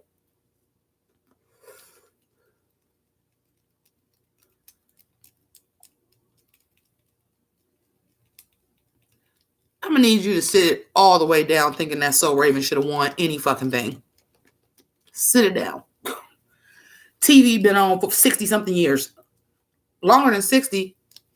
I ain't picking nothing that came in the last 20 years to be the best theme song of all time. I wouldn't even let y'all get Friends off. I wouldn't let y'all get Friends off. I wouldn't let y'all get Seinfeld off. Like, no. It needs to be something a little bit older than that now. The Jeffersons was okay. I'm just surprised.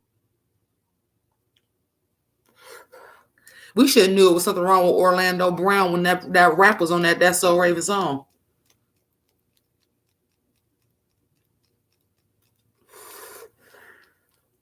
We should have knew that then something was wrong with Orlando Brown, thinking that rap was good. Not That's So Aiden is the sachet we need to see. You silly for that one. Speaking of DC, am I watching the new Harley Quinn animated series? I have the DC universe just for. I don't watch shit. I watched a couple other things on there, but like I'm still paying for it because I was like, why cancel it for March and it's coming right back on in April.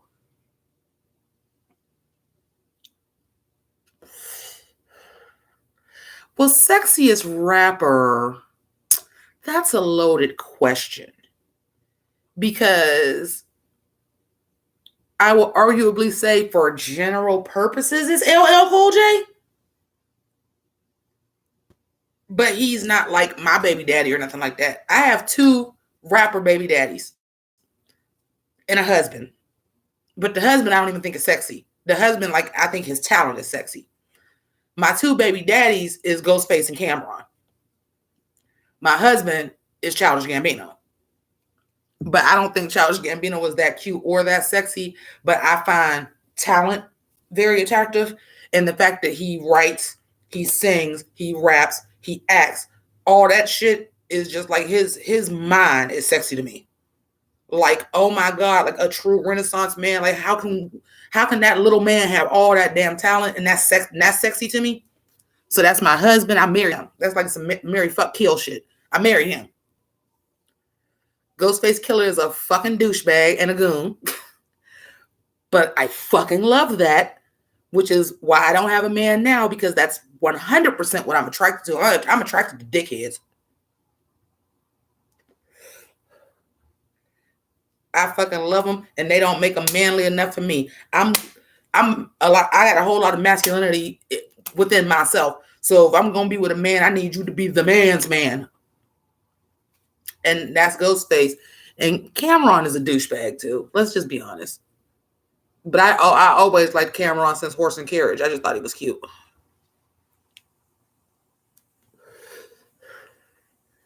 Yeah. The least sexiest rapper is B. No, the least sexiest was, rest in peace, Craig Mack. Like, never. I couldn't even get over that hump.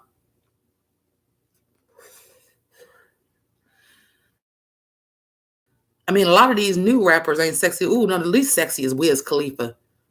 First of all, you look like if you step down wrong, you're going to snap in half.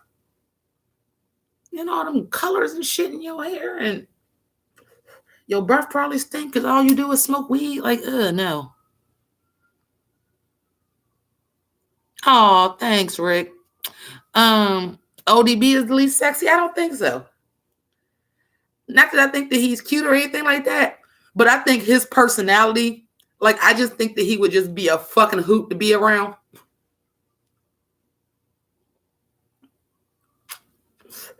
And let's just be honest, when people are funny, they're more attractive to you because they make you feel good. I was about to say, hell, my first love, even and I mean, I ain't talking about once he started beating my ass, but my first love, I never found him attractive. I never thought he was cute.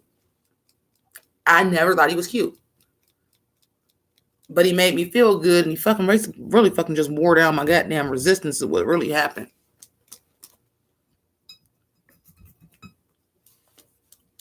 But I never thought he was cute.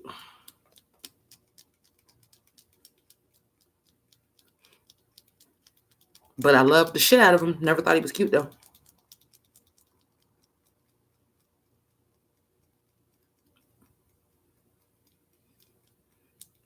And I've had a couple boyfriends that I never thought was cute.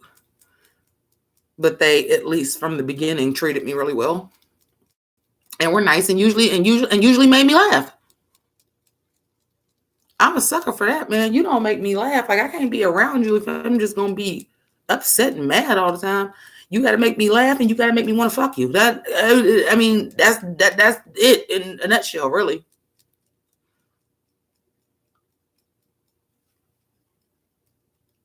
Did I play sports in high school? I did not play sports in high school because at my particular high school, if you were a cheerleader, you couldn't do anything else. I was a cheerleader for all 4 years. I did play softball and throw the discus in junior high school, and they wanted me to play volleyball, but at the particular time, at my high school, if you were a cheerleader, you couldn't play any other sports. So I didn't. But I would say, what I will say is like I was decent in softball. I was actually really good at throwing the discus. And I was smaller then. Like these was women that was like my size then in the 8th grade, and I was beating them because I had a good technique. Because I have no upper arm strength at all, and was still beating these girls because I just had a good technique throwing the discus. But what I will say is what I should have played, which I never played, except for like outside of gym class. And the coach told me that in the 8th grade. He was in gym class for whatever reason. And he was like, if I didn't knew that, I'd have had you playing volleyball. You'd have never been a cheerleader. I'd have had you playing volleyball because I was actually really good at volleyball. You know, it was always that girl in class that you played volleyball and you would just, she would be like spiking on the dudes and shit. Because I had ups. I was a cheerleader. So, you know, I can jump. Plus, I'm generally an athletic person. I can play any sport to proficiency except for basketball. I fucking suck at basketball, which is so crazy because my dad he doesn't walk anymore, but was really, really, really good in basketball, and I can't play basketball. Shit. I suck at basketball. But always like a nigga to play basketball. Always. And you know why that is? Because I like tall men. At least I got, maybe I don't. I was like, at least I got on draws today. No, I don't. You said I'd put me on the wrestling team. I ain't playing no wrestling now.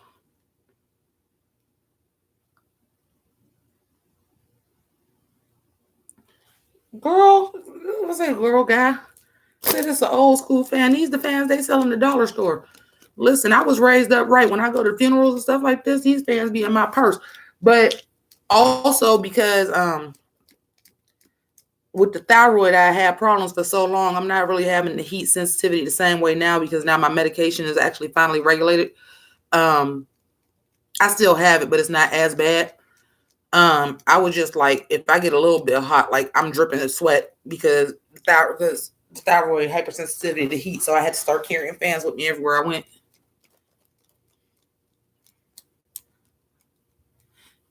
Hello, Reese.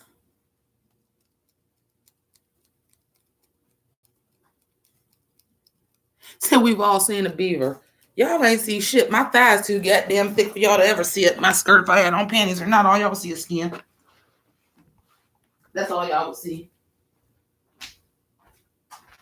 Oh.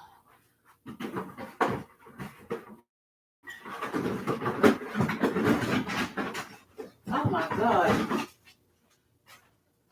No wonder. I told y'all that day I was having that dance party. I swear. I thought I had only look. This is one out of a different box. I drank 10 of them beers and that fucking liquor. God damn, no wonder. Oh, they sell them in the Dollar Tree. Do everybody have a Dollar Tree or is that regional? You know, the store where everything is $1. Does everybody have Dollar Trees? Or is that regional? And they still $1 at our flea market too. Till it's like the end of flea market season and they're trying to get rid of shit.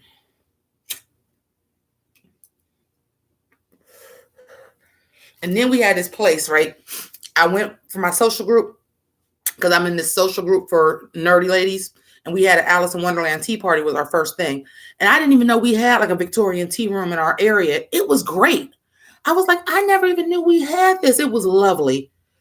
I felt like a rich white woman. Even though I was dressed like the Queen of Hearts. But it was just absolutely lovely. And they sure had these fans in there for like $6 and $7. I said, oh, y'all ain't hip, huh?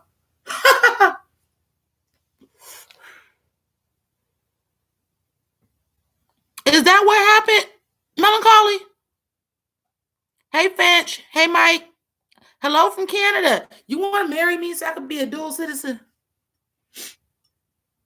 If you're gay, that's okay. We ain't got to have an actual marriage. We just got to be on paper so I can have a dual citizenship. So some shit go down, I can come up there.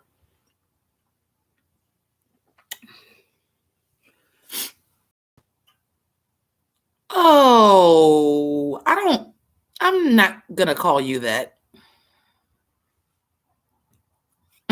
Said I'll marry you. Is you a Canadian citizen?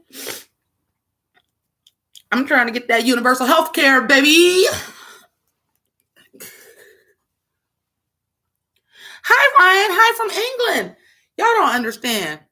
And my British people ain't been in here. I guess maybe it's too early for them or too late. You just have to understand like how bad I want to go to England.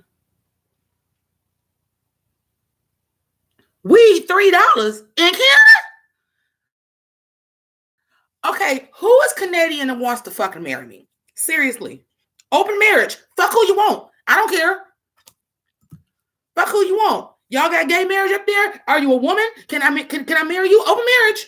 Because I don't like women. I like dick. Open marriage. We $3 in universal health care. Sign me up for that shit.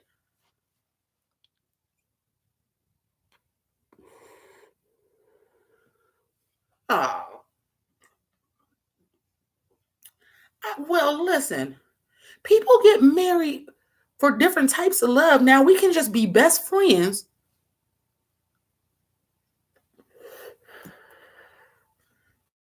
People right now. You get married for other reasons besides damn love. They know that.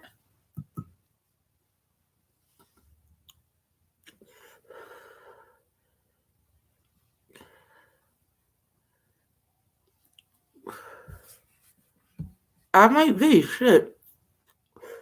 Said, am I the Oracle from the Matrix? Bitch, I might be. The Oracle from fucking RuPaul's Drag Race. I tell y'all what's going to happen on that shit every goddamn week.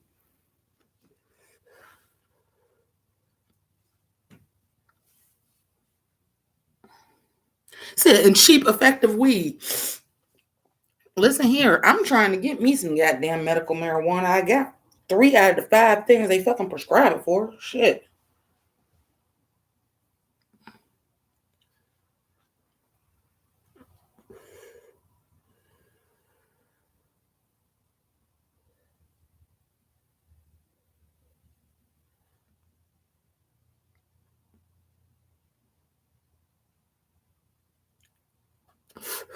Not you. Some people's name. Did you just change your name? Because your name was something else a minute ago if it's the same person. I'm like, oh, I'm not going to say that. You want YouTube to snatch my channel just for saying that shit.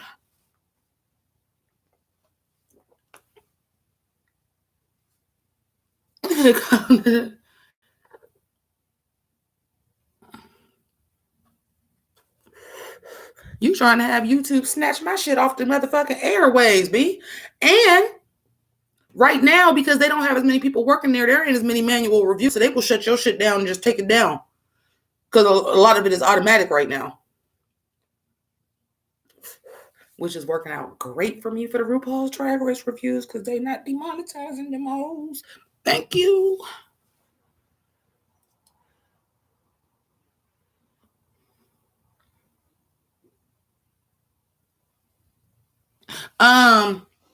It's chronic pain, and I have rheumatoid arthritis, so that's one. Anxiety and depression are the other 2.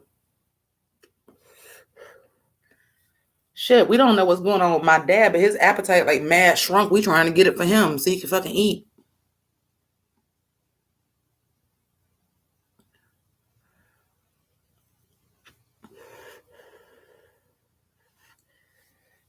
That ain't what it said at first. Y'all know that.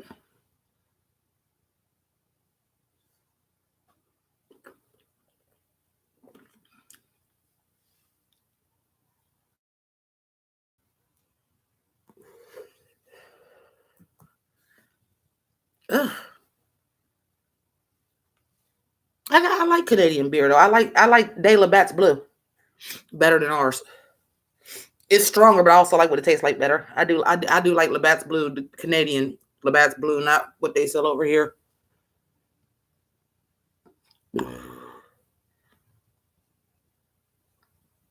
KK, I don't know.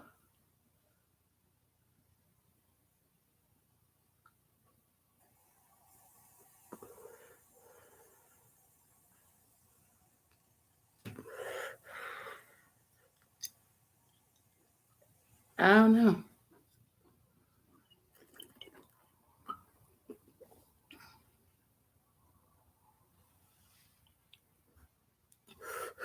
I was about to say, well, Pisces, you would fucking know, wouldn't you? You would fucking know, but it's not.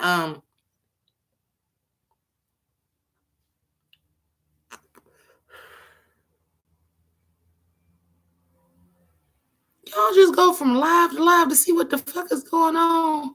First of all, I don't do Call of Duty. Number one. Number two, you're new to the channel. I'm on sick leave. I ain't got no money to do giveaways.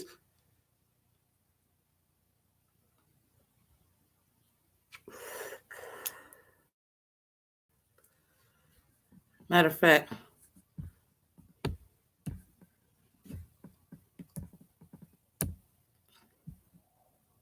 let me just get in my bag real quick.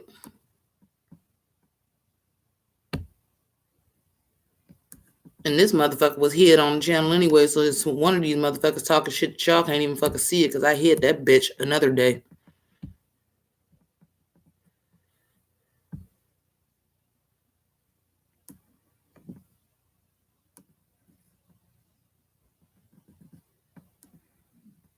Where am I from? Ohio.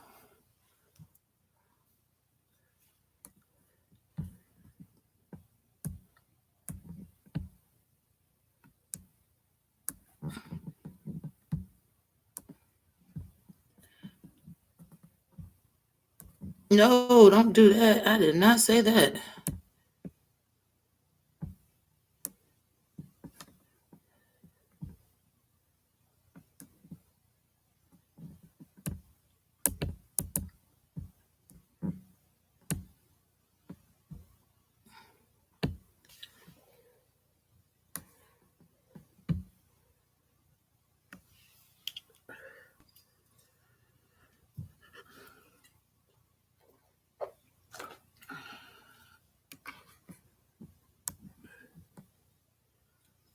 Now suck it and see or get the fuck out.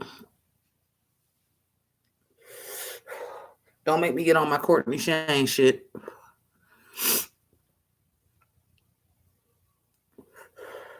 We all motherfucking cooped up. You got something better to do. Go bother somebody fucking else. Oh, did you like Birds of Prey? Did you like it?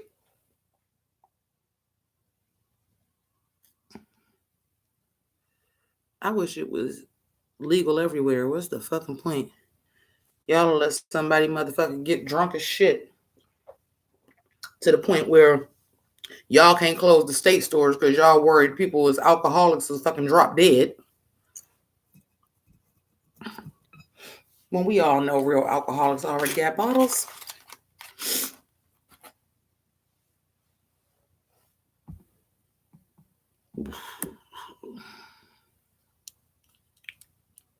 Oh.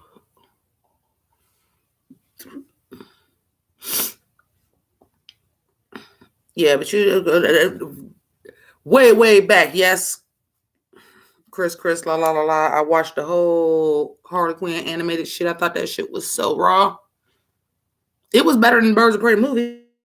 I will say that the animated series was better than Birds of Prey movie. Kite Man, hell yeah. I'm thinking about doing Kite Man for fucking Youngstown Comic Con now, like a cross play of them. Oh, you hit me with the British slang, buggers. Kite Man, hell yeah. And that's an easy costume to get too. Just get a fucking green fucking onesie from Amazon, some belts and a goddamn green kite and straight it to your back. It'd be hard to walk around that bitch with it though.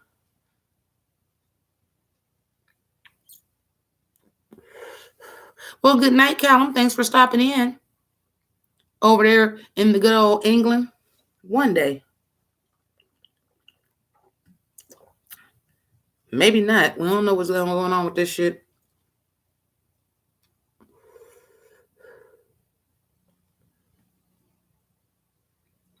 I was supposed to be doing a bracket tonight, but I ended up just like kind of getting on here because I didn't realize it was Monday already.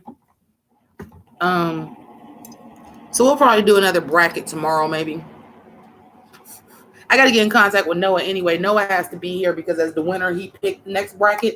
And the next bracket is movie theme songs. Oh, and I will be checking to make sure there's an actual movie theme song. So it has to either expressly be titled as the theme song.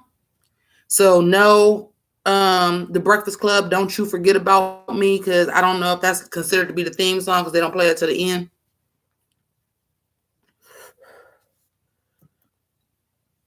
For that matter, I don't even know if Purple Rain will be considered the theme song of Purple Rain, but it seemed like it would be, huh? I gotta come up with some caveats for that, or else it's gonna be fucking madness and a free-for-all.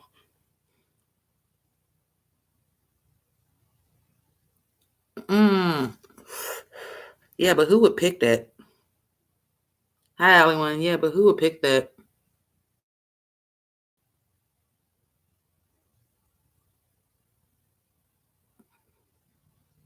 Harley Quinn animated series is fucking raw. Oh, I'm sorry.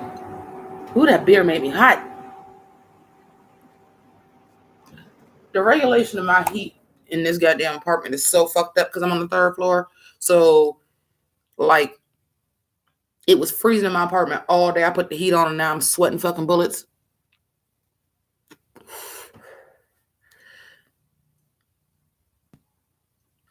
You know what? Fuck y'all. I'll give y'all a heads up. It may change. If I got to pick one, I'm picking Duran Duran, A View to a Kill, baby. I'm going Duran Duran, A View to a Kill. And that is the actual theme music.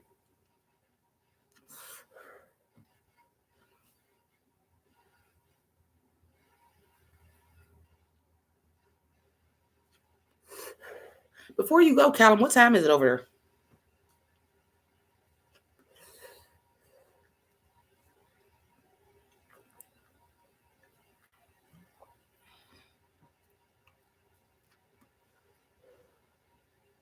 Hey, AP, no problem.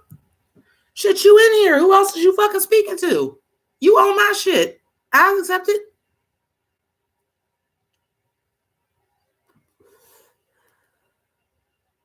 You compiled the list of movie themes.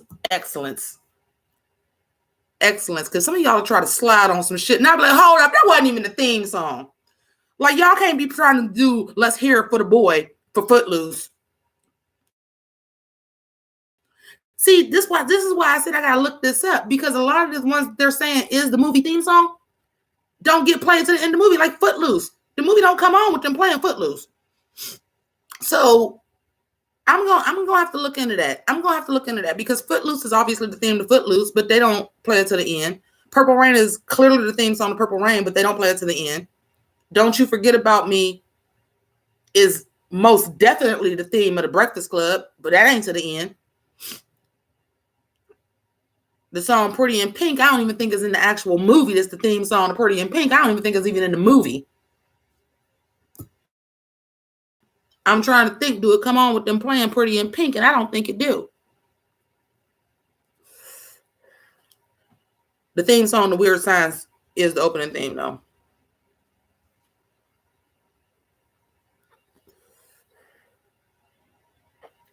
The theme song to Clueless is Just a Girl by No Doubt. We gonna have to break this down. I'm gonna have to do some judgment calls when we get here if I accept them to be theme songs or not. Cause like, oh my God, do y'all realize real shit? Can I tell y'all this? I forgot what movie I was watching, but I was like, damn, how many motherfucking movies is All Star by Smash Mouth in? How many fucking movies is All Star by Smash Mouth in? Because it's like a lot. But the only movie theme song that it is Mystery Men. And it says it right in the song, but the Mystery Men? The Mystery Men beg to differ. That's the only one that is actually the theme song to. But that movie, that song is in so All Star by Smash Mouth is in so many goddamn movies. See, okay, Queer, there you go. Melancholy, Yep, Kiss from a Rose, Batman. But that's not the theme song of Batman. No, it's just the most well-known song from it. Bat Dance by Prince ain't even the theme song of that to Batman, but it is though. We gotta think. I'm gonna have to do some judgment call every time when y'all come in. I'm gonna have to look them up. We might have to open it up to the most well-known song instead of the theme song because it's sketchy. Like a lot of songs, it is the theme song that's even named for the song is not the song that opens the movie.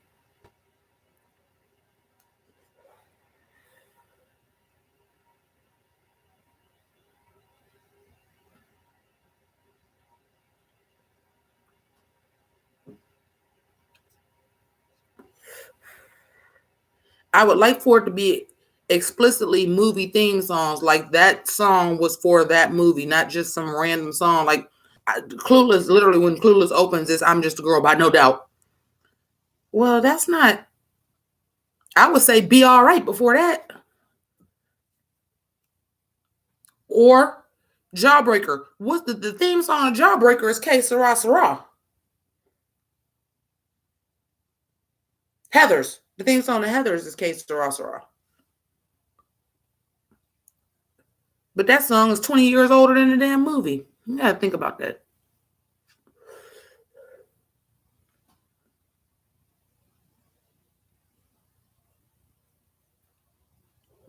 One thing I will say that the song has to have been written for the movie. So it can't be some random song that was already a song that somebody decided to use for a theme song. I will say that. Original themes only. There you go. It has to be written for that movie. But damn, All Star by Smash Mouth. I forgot what movie I just watched, and I was like, damn, how many movies is this song in? I know it's in Shrek. It was written for Mystery Man, which I know most of y'all do not know what the fuck the Mystery Man is, which is why the song kept getting used. Mystery Man is a Ben Stiller song movie about superheroes. Because guess what, y'all? That was a genre for a minute, and none of us paid no attention until fucking Iron Man came out. The superhero movie has been a genre for a long time where it's like about superheroes that weren't like major names. Meteor Man, Blank Man, Mystery Man. Like that was a genre that nobody paid any attention. Listen, fucking Unbreakable.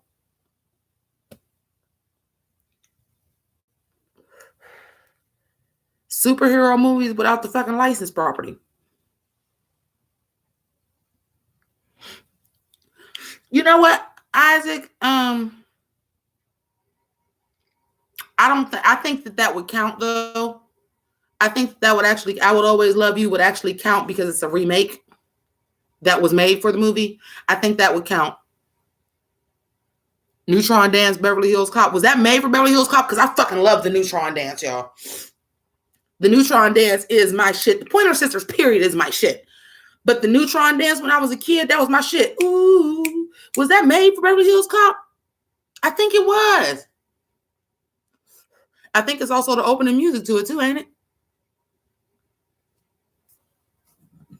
Y'all will excuse me. Listen, I did good. I went almost 2 hours, but I happened to go to the bathroom on y'all. So shit.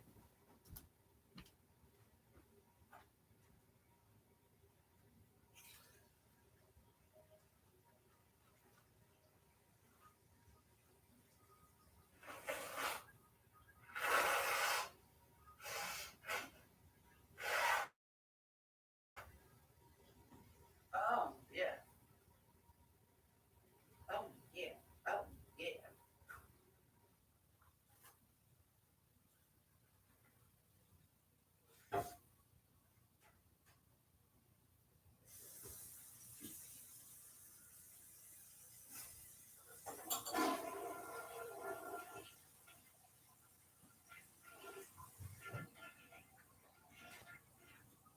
What's that?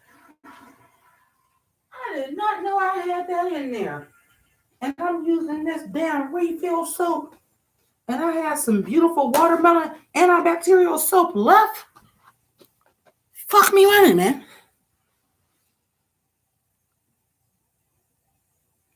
Oh yeah, I love that. Hell yeah. Well, first of all, I just told y'all I had a crush on fucking Kale. So I was hyped when he was in Meteor Man.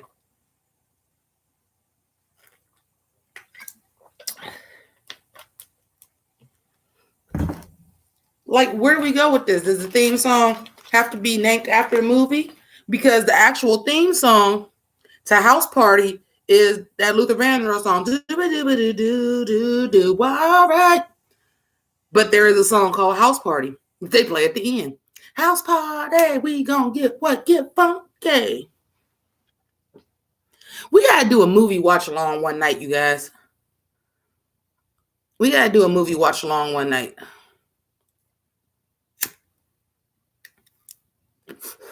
Like, do all the British people leave? I'm like, because I will fuck with motherfucking but I don't know if that's the actual theme song or if that was a song before too, because I would fuck with that absolutely fabulous theme song. Oh, we ain't doing TV no more. I should have fucked with that then. Wheels on fire, running down the road. And I should have picked Are You Being Served, because Are You Being Served fucking slaps.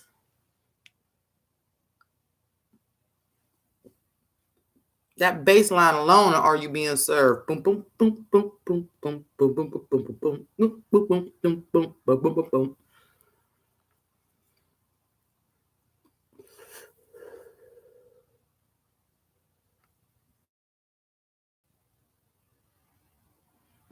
How High? Is that what you were trying to type? Because How High is a good theme song. I'm surprised people ain't naming more fucking like hip hop movies, like Class Act.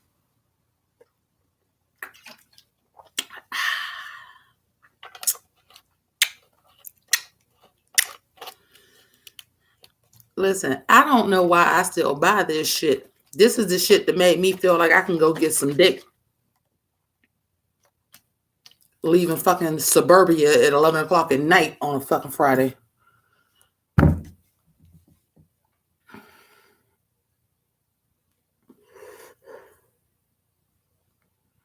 You don't know no movie fucking theme songs?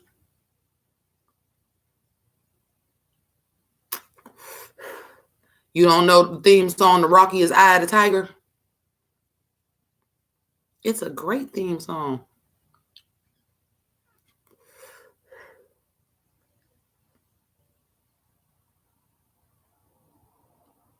Yes, Melancholy, you are right. Independent Women by Destiny's Child is the theme song to Charlie's Angels. Yes, it is. Charlie didn't know you could get down like that. Charlie, how your angels get down like that. I swear I like this fucking tattoo so much I want one on the other side now. They could just be like matching. But my next tattoo, yeah, it was by Destiny's Child. My next tattoo is going to be the Harley Quinn diamonds, and my cousin's fiance is going to do that.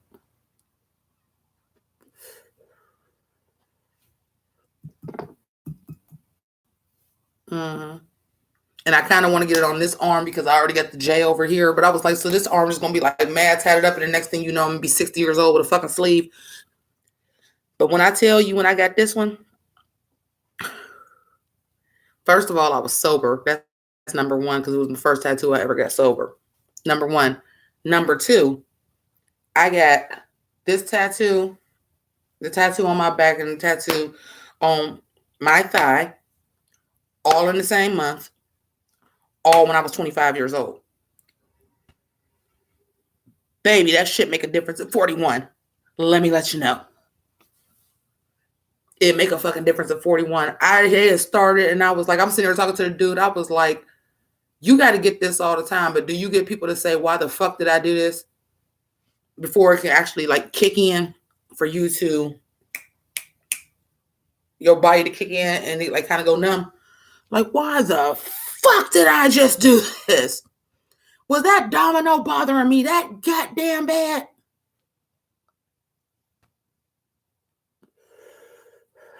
If I was given the option to go back in the past 10 years, would I? Yes, absolutely. Do I get to keep the knowledge that I have now 10 years ago?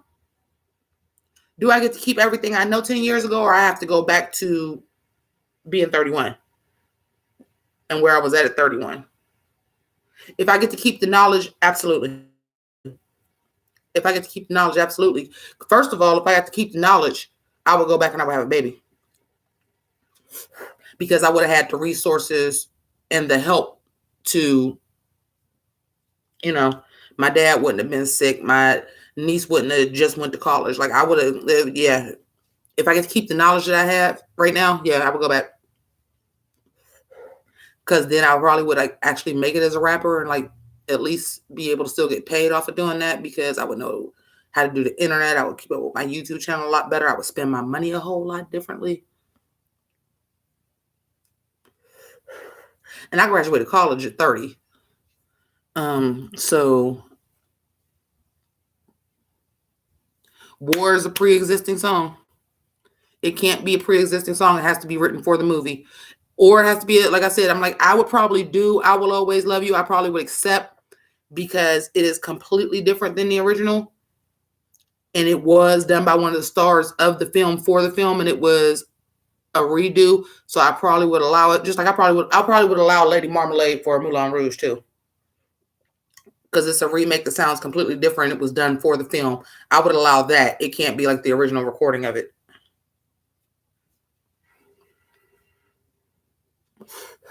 Keep it, fuck yeah, I would go back 10 years. Right fucking now. Right fucking now. Even though none of y'all knew who I was fucking 10 years ago. But I would have just started my YouTube channel. Maybe y'all will find me eventually. And back then they asked me to be a partner on YouTube, and I wouldn't have thought it was a passing fad like fucking MySpace, and I would have said yes, and I would have been Chris Stuckman or fucking Cinema Snob. Knowing everything I know now, yeah. Because I guarantee you I would be making more money, and I would be making more money doing something I love doing, because I would be doing more cosplay. Because it's people that's fucking celebrities that doing fucking cosplay. I would be the first like plus size cosplay girl and getting it fucking in. I would know I was going to have a fucking thyroid problem. So I would go right to the doctor and be like, this is what's wrong. And I would have got fixed way, way sooner before this got all big and shit. I would definitely get on my dad more.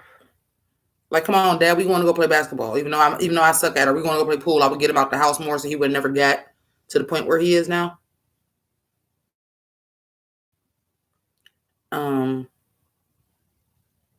Yeah, if I can keep the same knowledge I have, I will go back in 10 years right this second. Like, where's the movie script? Send me back right now. I'd eat a lot fucking differently.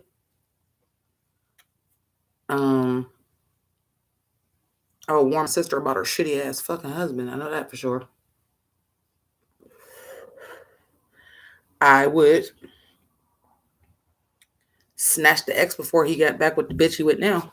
Like, yeah, you're gonna be kind of miserable, so you don't gotta be with me, but let me warn you.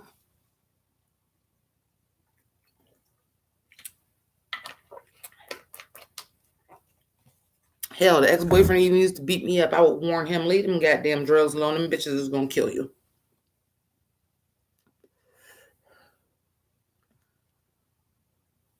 If I can keep what I know now and go back 10 years, right this second.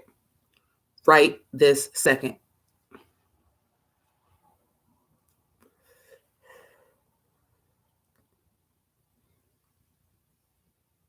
Right this second. I would make sure that my sister wasn't fucking stressed out, so that she would have never had a stroke. Yeah, if I can go back with the knowledge I have now, 10 years, right this fucking second, I would do it right now.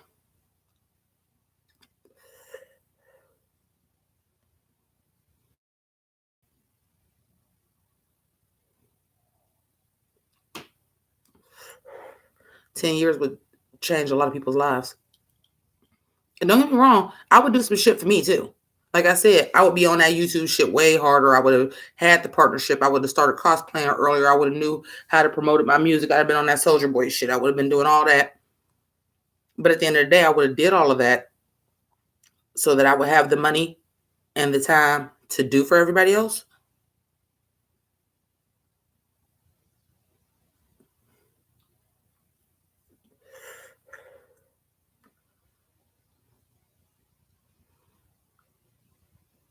I would definitely have spent more time with my family.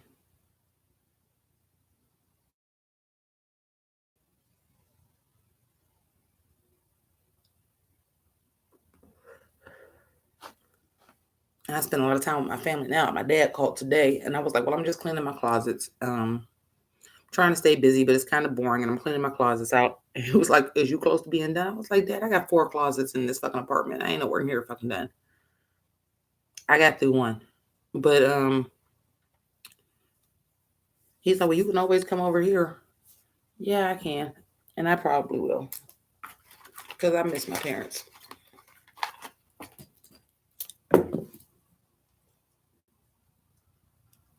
DJ Jazzy Jeff was hospitalized when? No, I didn't hear that. What is he hospitalized for? He got the Rona? Or something happened? No, I didn't hear about that. What's going on? I tried to take the day off of social media today is really what happened. And when I was going to do the Tyra King video, I was trying to see if somebody was DJing at a club quarantine first. And well, here we are. What happened to DJ Jazzy Jeff?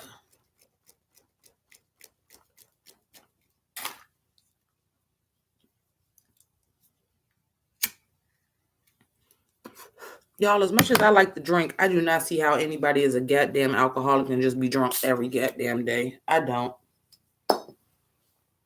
And yeah, I can turn on my air conditioner and turn my heat off. This is my way of restricting myself from drinking because I'll get fucking hot and I'll stop. I get it. Don't get me wrong. I get it, but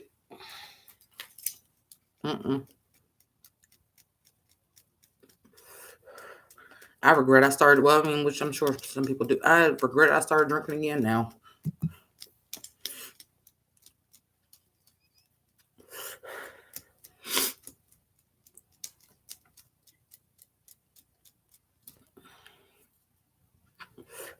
I want to get to the point where, you know, it's these people that's getting hospitalized and they just like, fuck it, I'm going to just get fresh just to get fresh. I wanted to do that one day. Like, just get dressed and put on some makeup. And I got 3 new hair pieces because y'all know that's how I go. I have my, you know, my cosplay and my drag race hair pieces, and my old hair pieces become cosplay drag races too. And then I have new hair pieces that are 1B rose gold. But I'm like, I don't want to open one and fuck one up just because I can't even go nowhere in it. Didn't think that was going to be my birthday hair color, but apparently it is because I'm probably going to be able to go nowhere till my fucking birthday, if even then. And I got to try to get in contact with my cousin too, because what is you even doing about this wedding at this point? Because her wedding is across state lines. Like, is that even going to be legal for us to go? The way shit is going. Now, granted, if y'all ever decide y'all want to look at a map, I'm in Mahoning County. And if you'll look at Mahoning County, and I work in Trumbull County. If y'all look at Mahoning County and Trumbull County, they are on the edge of Ohio. The very next county that's over to the right is PA. We're at the end. I told y'all that before. Like, depending on where I'm at, I can get to PA in like 20 minutes. Depending on where I'm at in the county, in the city, really. But she getting married in PA, and I'm like, she needs to be looking, because I haven't ordered my shoes and stuff yet. I got my gown now, and she needs to be looking into, like, is that even a possibility at this point? Are we even gonna be able to go? Because if we have a reception, like as of right now in Ohio, if you're out after 9 o'clock without credentials that you was at work, they taking your ass home and towing your car.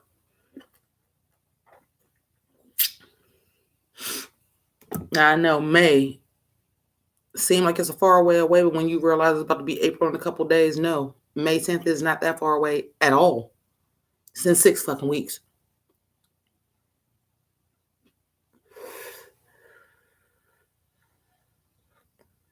Well, the thing is, she had already planned the wedding. It was relatively quick. It's been less than a year. But our dresses are from Fashion Nova. I ordered my dress Thanksgiving night. So it's at least been ahead of that. but maybe only like October. And the wedding is on Mother's Day, and it's just hard to say because nobody knew this was coming. I haven't even ordered my shoes for the wedding yet because I was like, damn, Amazon is only letting you order certain shit. If these shoes came from China, they might not even send the goddamn shoes. Now I'm gonna have to get in contact with her and tell her that, like, listen, I got silver shoes. I got silver glitter shoes. You might need to go into, everybody can just wear whatever shoes they need to wear because, and then it's kind of fucked up because my cousin that passed away was in the wedding and had already ordered her dress. So you're already down a bridesmaid. Obviously it's more important that my cousin lost her life, but if I was planning a wedding and I was like, I had this many bridesmaids and this many groomsmen, and then one of my cousins that's in the funeral passed, like, that's already logistically kind of a nightmare when that happened in February and my wedding is in May. And now this happened.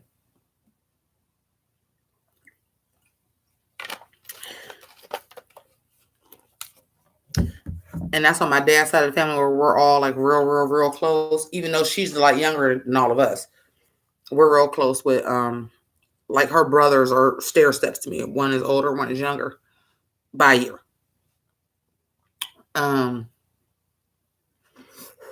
But just a really close family, which is why all your bridesmaids is basically your cousins. Like, we're just like a really close family on that side of the family. And we all grew up together, even though she was younger than us. But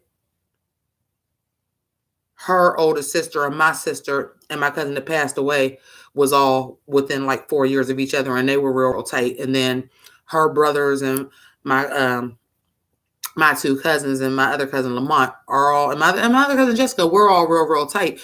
She's younger than us, but it wasn't really no cousins her age. She got a couple, but so we're all the bridal party, and then that happens, and then this happens, and I just really feel bad for her. Even though the law is for Ohio, PA is different, and PA is a commonwealth. Commonwealths are different. The law in Ohio is you can still have funerals and weddings. Like, if you already had that planned, like, that's the exception. You can go ahead and go. But her wedding ain't in Ohio. Her wedding is in PA. So if everything ain't said and done by 9 o'clock, we all coming home from a wedding, and what credentials do we have? We in a wedding. I'll have on my goddamn gown from Fashion Nova that just looks like I got on a goddamn dress. It's cute. The dress is cute. It looks nice. But at the end of the day, it don't really look like a bridesmaid's dress. It looked like a Fashion Nova long dress. I could say I'm coming home from a wedding, and let's not forget the fact that I don't got no license. I wasn't trying to drive to PA anyway. My other two cousins is in the wedding. I planned on riding with them regardless. But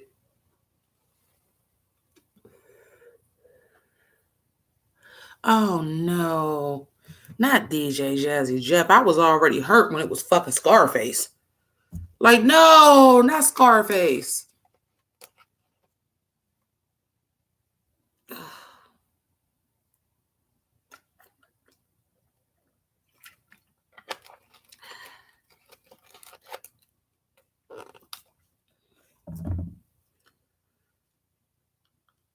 And I feel like this, myself included, didn't know black people think this shit was all that real like that till Idris Elba said he had it.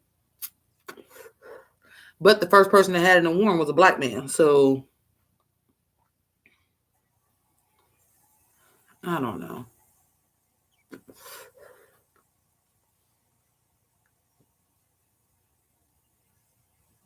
You said California is 12, here it's 9.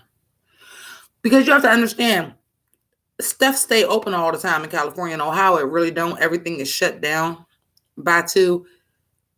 Our stores ain't really open past 9. Like, even Walmart is not open past 9. Like, stores will even be 24 hours or closing. So really, yeah, if you ain't gotta work, it really ain't no reason for you to be out past 9.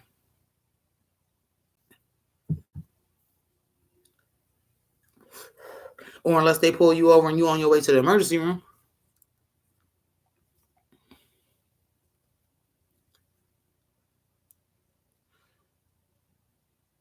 And also, motherfuckers in Ohio didn't want to listen. That's why we under fucking lock and key the way we is any fucking way. Don't think Ohio was so far behind motherfucking Florida with assholes. It's just like, this ain't stopping shit. Our governor made motherfuckers stop shit. The reason why they closed the state stores because like, well, the state store is still open. Motherfucker was in the state store like everything was peachy fucking keen. I wouldn't still have my bandana over my face and shit like that and taking my motherfucking Lysol wipes out my purse, wiping off my fucking card. Ooh. Sign for it here. Let me wipe this pen off. What you mean sign for it here? Let me wipe this pen off.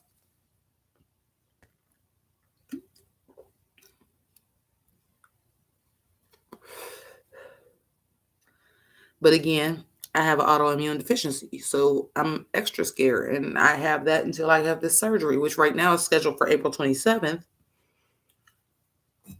But I got to see what's going on because, again, they making like everything is all gravy, and I'm like, no.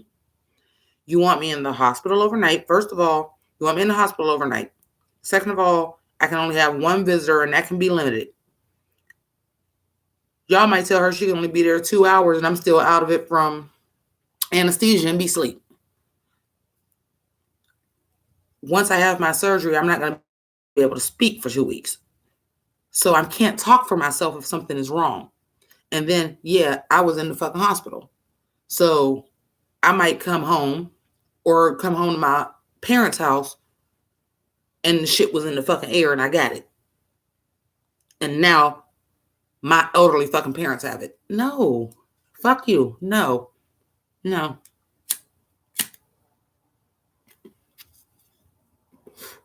And then when I asked, because I said I thought that my thyroid might be shrinking because I felt a lot better, I said, yeah, I'm still having shortness of breath when I do too much and stuff like that. I said, but all my other symptoms, I was like, and I feel like it may have gotten a little bit smaller. Can I come and see you guys before we even go forward with surgery? Because now the medication is correct. Maybe it's correcting itself. And because of the fucking coronavirus, I can't have a ultrasound. I can't have a CAT scan on it to see if it's smaller. One of the medications that I was supposed to be taking to reduce the blood flow to it, I can't take because of it. And y'all really just sitting out here like, yeah, come on, just still have this surgery. I don't trust y'all like that. Y'all been my doctors for 2 fucking months. I don't trust y'all like that.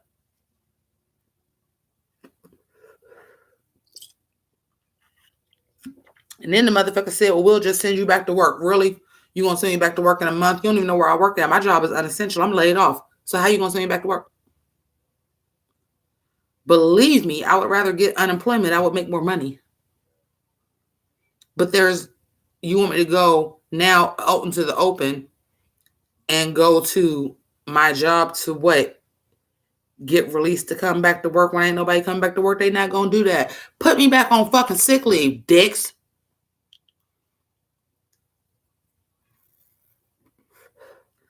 This is no lie. When I tell you this, I swear to God, I put this on everybody I love. My sister's seniority is so high at the job that in the seniority book, she's on the first page. Y'all got seniority books at y'all jobs where it tell you seniority based on when you was hired and everything, and it's a seniority book. My sister's seniority is so high, she on the first page. She been there for 26, 27 years.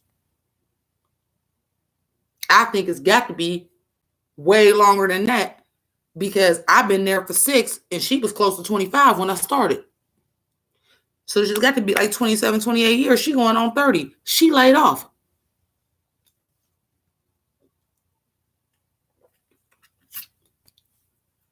They working with a skeleton crew by volunteers. I'm not volunteering to go fucking do it, and I have an autoimmune deficiency.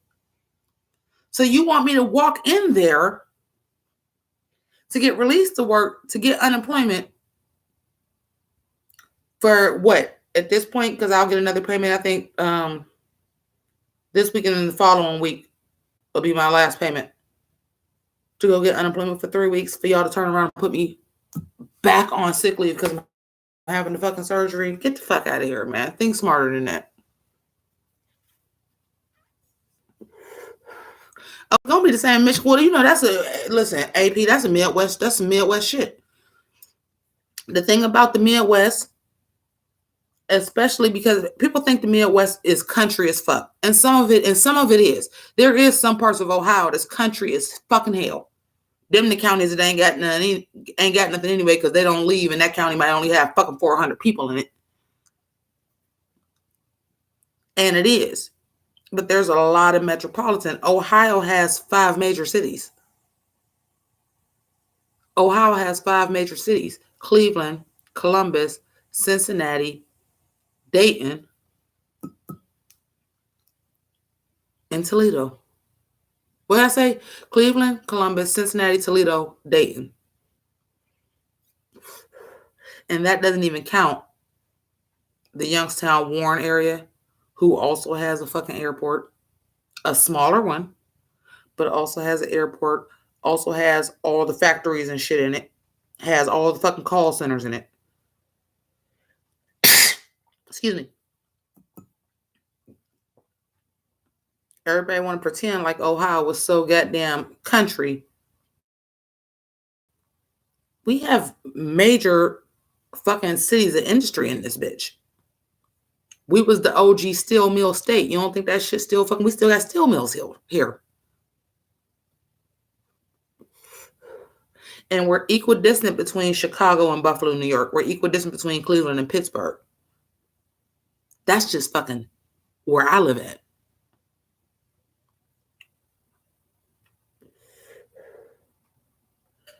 Do y'all think that Arby's is a major fucking chain? Sure. It ain't top 3. But y'all all got a goddamn Arby's. That shit started in Austintown, Ohio. I live right next to the goddamn original fucking Arby's, the first one. I live by it. It's a 5-minute drive. So it's not that little of a city. And that ain't even the 5 major cities that we got here. So Michigan, same thing. Because the Midwest, we done been through so much shit. Just like, yeah, okay. We think we fucking invincible. Where I'm from was the number 1 murder per capita per city for 91, 92, and 94. You know why? Because people from Michigan in Detroit came here to pop their fucking crack off because it was close enough and it was enough fucking people.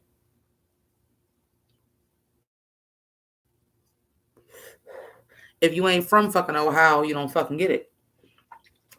And if you ain't from the Midwest, you don't get it. You don't get Michigan, you don't get Chicago. Because all y'all think it is, well, it's just Detroit and Michigan. Y'all think it's just Chicago and Illinois. Y'all think it's just Cleveland and Ohio. No, these are populous states, and because we are the Midwest, a lot of people come through these bitches. It's a lot of industry and it's a lot of people that come through these bitches.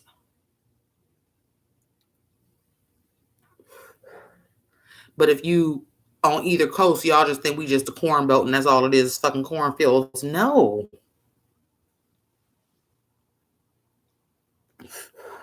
Arby's has downsized quite a bit over the past 10 years. But you feel what I'm saying? But you know what Arby's is? The original Arby's is 5 minutes away from me.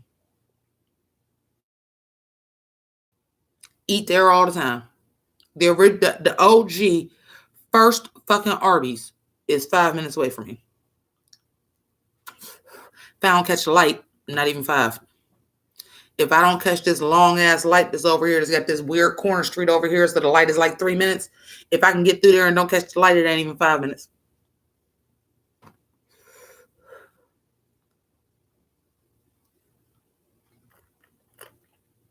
And then y'all got a Handel's ice cream.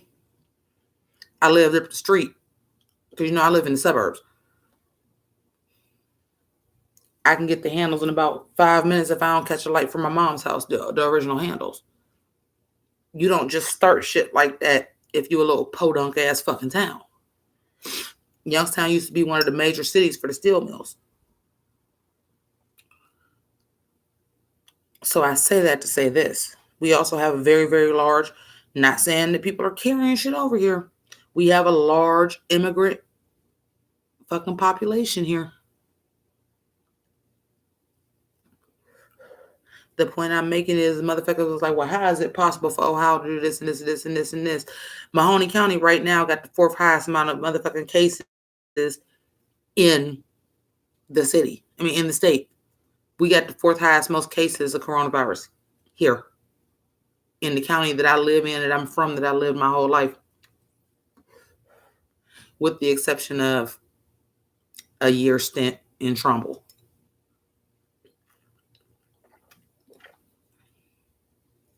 This shit is fucking serious and people ain't getting it.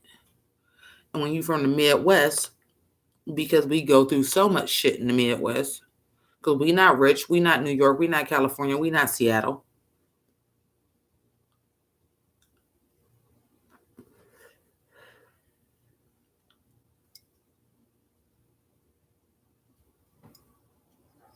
They don't think it's that serious. Well, it's more serious here because we're more close-knit. We got less to do. We going to go do everything. We ain't got that much to do. A nice little saying they have about Youngstown, Ohio is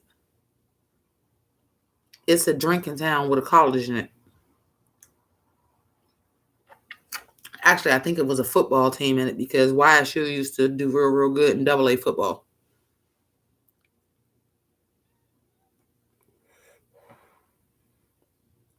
What's up, Jacob? What school did you go to? You said you said close to where I live. Where'd you go to school? Did you go to Westminster? Teal? Canton? Where'd you go to school?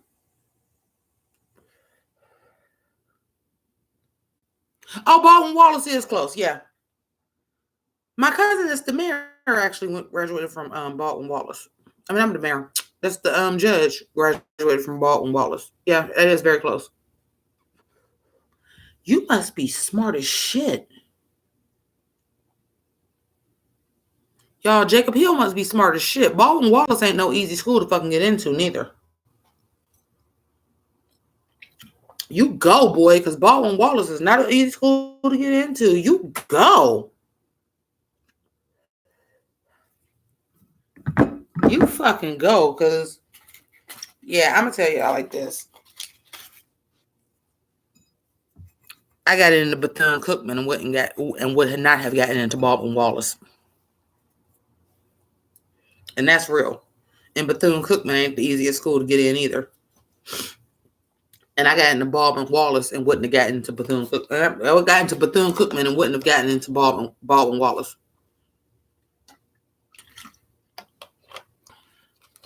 Oh, you was a music major, really? I was an engineering major and was a flop. I still got my degree, though. Might have took me till I was 30 because I went back and said I wanted to graduate before I was 30 because I dropped out for 5 years.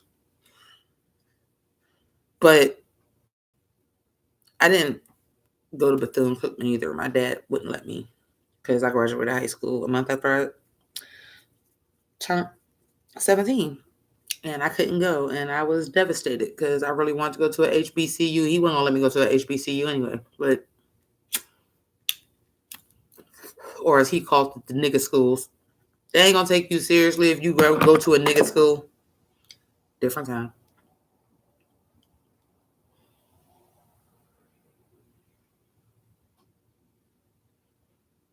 Hey, Bozos. What did I call you? Bozos? What the fuck? How the fuck do you spell that? This is why I was trying not to fucking drink. Because all the goddamn couth fades away. How the fuck you say your name? Bozos? Bozos? And Jacob, what are you doing with that music degree? I'd love to ask. I actually wanted to go to school for musical theater, but that wasn't happening on my parents' dime. They wasn't real thrilled I went to school for graphic design. at the end when I went back to school.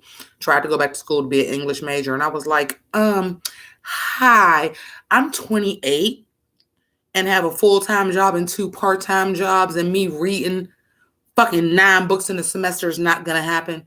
So I changed my major.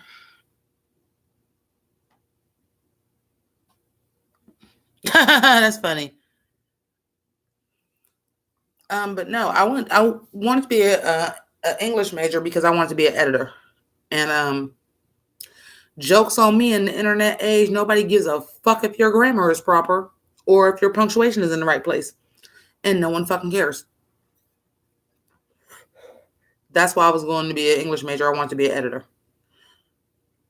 And sometimes I type some shit and it'll bother me, be like, I gotta correct this. And I just be like, fuck it, we don't live in that world no more. You gotta let it go. And I still do it.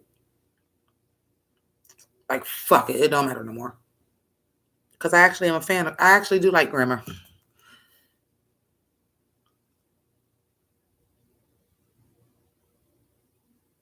But now we're in fucking 1984 and we have motherfucking the abbreviated speech shit don't really matter no more. So if I would have stayed an English major, I would be just as broke as being a graphic design major, because now everybody can go on Skillshare and YouTube and learn how to do what I spent $80,000 in debt to learn how to do.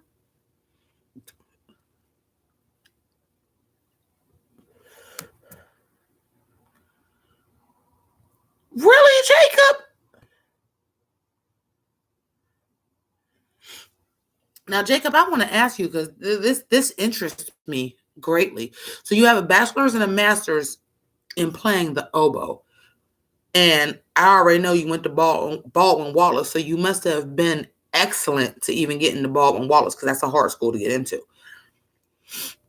So, what have you been doing? What steps have you been taking? First of all, to make it into a professional like orchestra, like New York Philharmonic or something like that. I know that's like high ground, but what have you been doing for that? Number 2, I want to know if you thought about trying to be like a orchestral studio musician for like maybe like film scores and stuff like that. And number 3, do you have aspirations of possibly becoming a conductor at some point? Like, this interests me because I wanted to play the trumpet. And remember y'all told me if I can go back and do some things. I was really good at trumpet. I was a first trumpet. I was the only female that was a first trumpet. And then I went into the gifted program, which was a different school. And then I wasn't a first trumpet anymore. And I really liked it. But because I was born to be like a union rebel rouser, everybody else got out of class, but trumpet was during recess. And I was like, I'm not doing that. That's not fair. Why do they get to get out of class and I have to miss recess? And I quit playing the trumpet.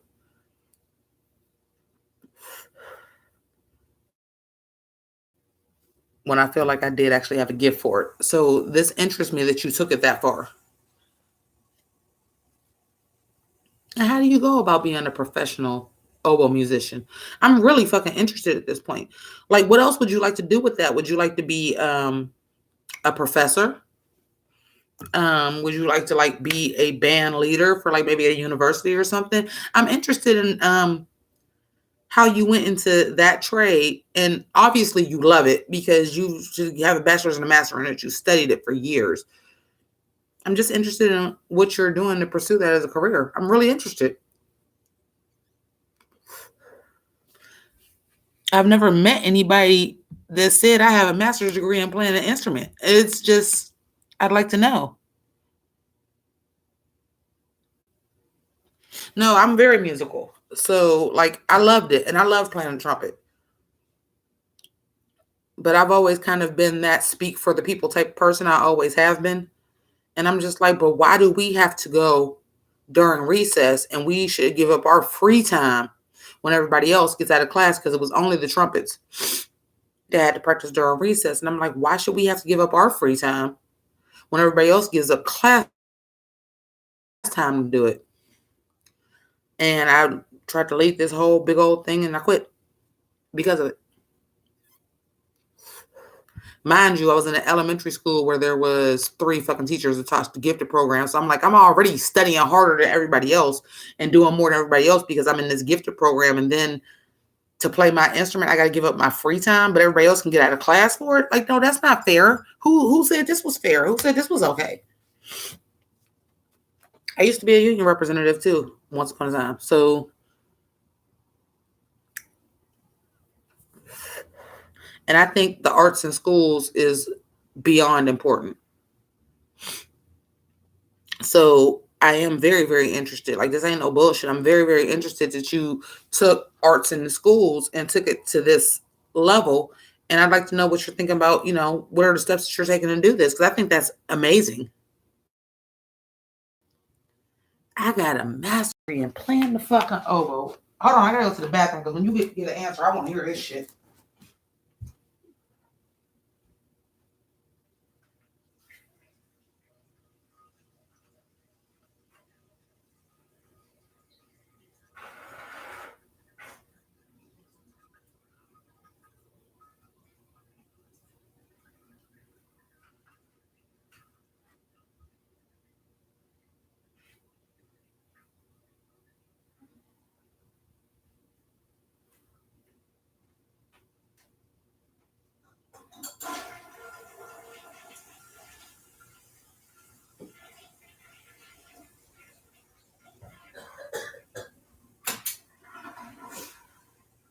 Ooh, every time I go in there, I gotta blow my nose. It feels great.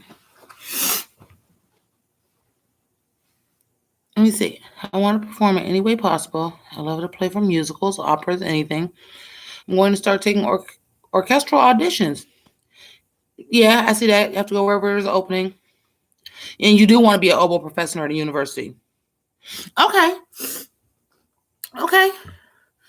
Now, if you don't mind me asking, because now I'm like super in your business because you said that. Because I'm honestly like really very interested in that.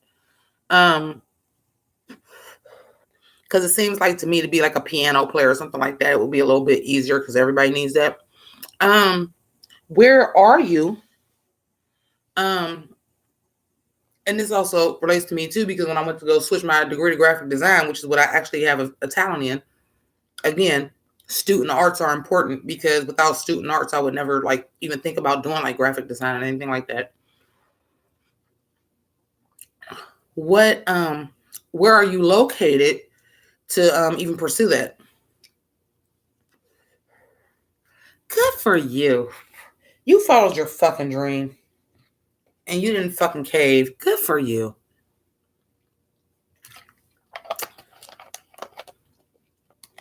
Good for fucking you.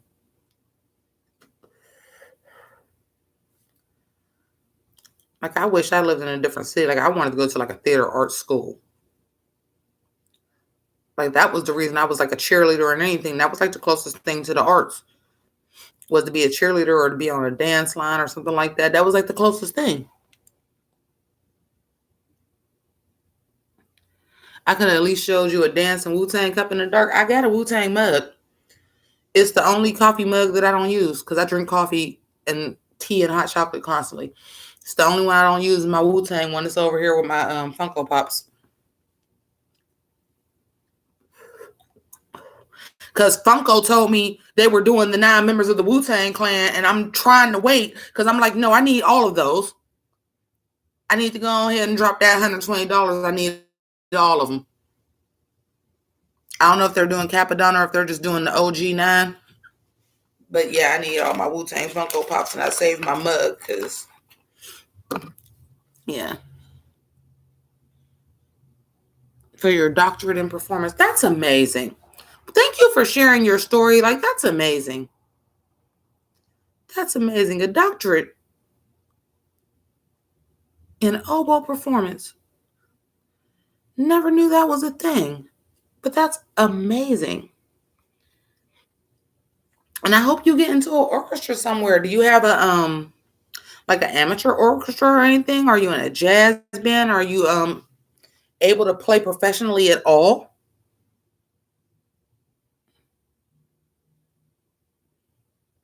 Romeo bought rap snacks. Is that why they're back? amazing to me. See, now y'all want to know why I want to go back 10 years. Because, see, I might go back 10 years and meet him and be like, you know what? I'm going to just send you a beat. Play some oboe on it. And I'm going to blow you up. Maybe it'll be the new goddamn sound. That's pretty fucking amazing. Okay, so Romeo bought Rap Snacks, and that's why they're back. Y'all got to pick some better people than fucking Fetty Wap, though. Fetty Wap fell off. I don't want Fetty Wap barbecue and sour cream.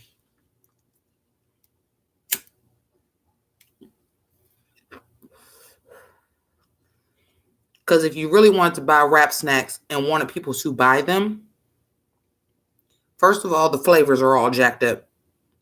So it's almost a gourmet potato chip because they don't just have a regular barbecue or a salt and vinegar or plain. They have all these weird fucking flavors. So you need to sell it at a higher price point so it can be gourmet. Secondly, you need to be more classic hip hop than new hip hop. I give a fuck if Cardi B is on my potato chips, what flavor is the damn chips, and how much is they? But I will buy them as a collector's item. If you had like a line that this month all 9 flavors got the Wu-Tang Clan on them, I would buy one of each and just keep them. He doing it wrong, but there's that. Oh, I love you too, Jacob. That's amazing, though. That's really, really amazing. That's really amazing. I've never met anybody that's actually had a doctorate in music. I've met people that have degrees in music. I do know quite a few people that have degrees in music. I know quite a few people that have degrees in the theater arts. Because as much as I'm sitting here telling y'all I don't know what to do about Snatch Game because I don't know how to do characters. No, I don't know how to do real people. I can't actually act. I can't actually act. I wouldn't tell y'all I would like make it as an actress. I love music way more than I love to act. And I do love music. I love music. I come from a musical family. I absolutely love and adore music. I do have a talent for music. I just can't sing. But because I came from a family of singers, it was a little discouraging. And like I said, from the time I was like 6 or 7 years old, I don't know why my sister knew. She was like, my sister is going to be a rapper. She said it since I was like 6 or 7 years old. And she's like first generation hip hop. She's going to be a rapper. I don't know if it's because she could hear that I had musicality, but I just didn't sound good singing. I still know pitches and keys and shit like that, but I don't sound good singing when everybody else could sing. My mom is tone deaf. Whoops. My dad can play the keyboard by ear. I think we had this conversation before. Like everybody in my family, on my dad's side, like they're all singers and they're all musical, but nobody can read music except for me. And I attribute that to the trumpet. And it's the reason why when my dad was trying to teach me how to play the piano, I couldn't really learn from him because he was doing it from ear and I was trying to learn by notes. So like almost any song, my dad has like 4 keyboards. I'll say this all the time. My dad has 3 things that I want if he ever passes away, knock on wood. Well, I mean, he's going to pass away, but it's 3 things that I want from my dad when he passes away. My dad has a pair of gazelle glasses. Now, my sister wears glasses too, but her vision is not as bad as mine. I got that from my dad. My vision is really bad, so is my dad's. He has a pair of gazelle glasses I want. I want at least one of his keyboards. It's 4 things.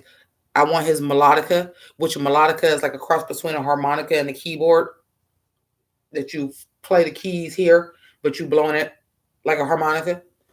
I want his harmonica, at least one of his keyboards, the gazelle glasses, and the 67 Pontiac. Y'all can have anything. Y'all can have everything else.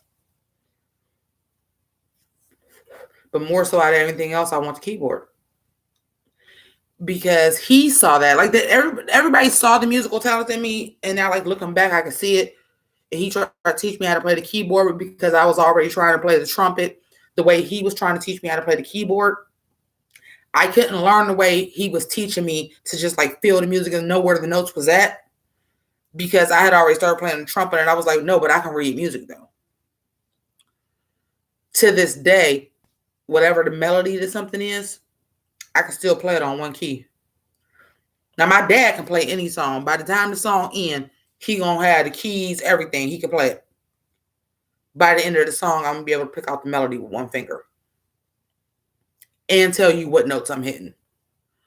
But because he was teaching me from a place of not being able to read music, and I was trying to learn from a place of reading music, I got frustrated and I quit.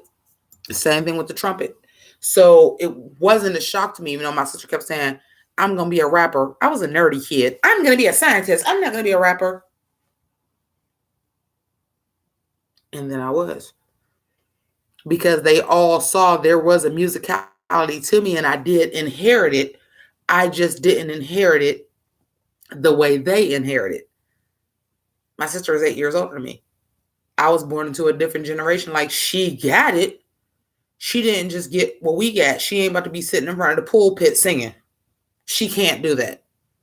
She knows the notes. She knows the notes, but she doesn't sound pretty doing it. I can sing. I can't sing. If that makes any sense. Like, I was in a show choir and everything. I can sing. I can't sing. I'm not about to be nobody's soloist until I start rapping. Then I am the only soloist. So I did inherit the talent, and it took me till I was 25 to realize that I did inherit the talent.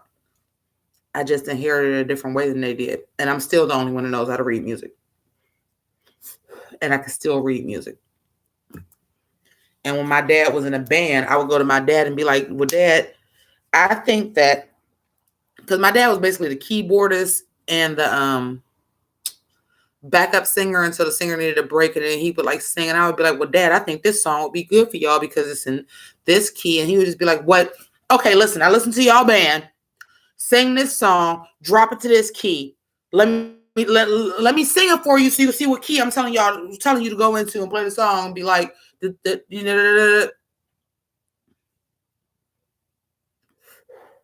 don't ever discount yourself, because I still belong in that family and I still have musical talent. Just because I'm not a singer, I still fit real well.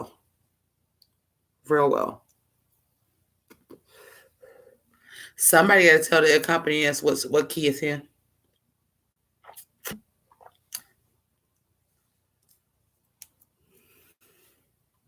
Somebody got to tell them they're going to hit a C right here. When they can't tell you, they got to go through singing it again. That's harsh on your voice to have to keep singing it over and over again. They in an E.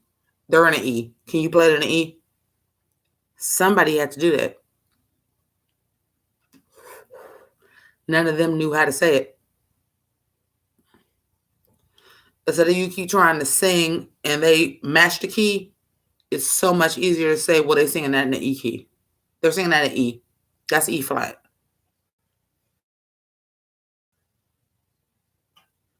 You know what I'm saying? They're going to hit the high note. This is Dakota. Somebody, I didn't get the same musical talent that they get, but I still had musical talent. And that's why it's so impressive to me that you stuck with it to get a doctorate in it. Because that's one of my regrets, honestly. One of my regrets is I didn't stick with the trumpet. And my mom really didn't want me to play it. For the same reason why she didn't want me to play with Transformers. It's not very feminine. But when they said it was 3 of us girls, and they said we need 1 flute and 2 trumpets, they fought over the flute. I wanted to play the trumpet. I grew up on the sounds of Philadelphia and the Ohio Players, man. Fuck yeah. Fuck that flute. I want to play the goddamn horn. Let's go.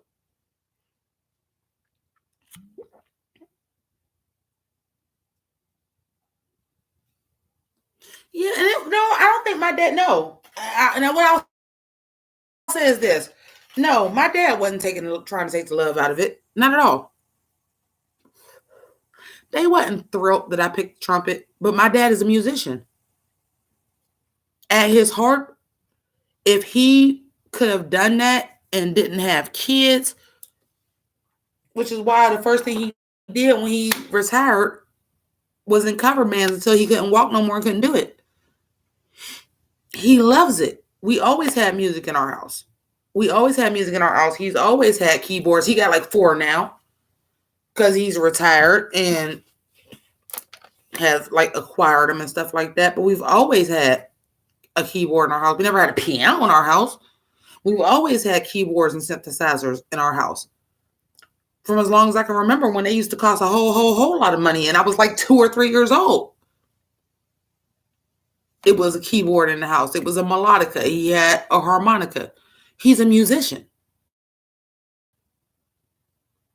A natural talent, can't read music, can play by ear. By the end of any song, he got it down pat on any of those instruments.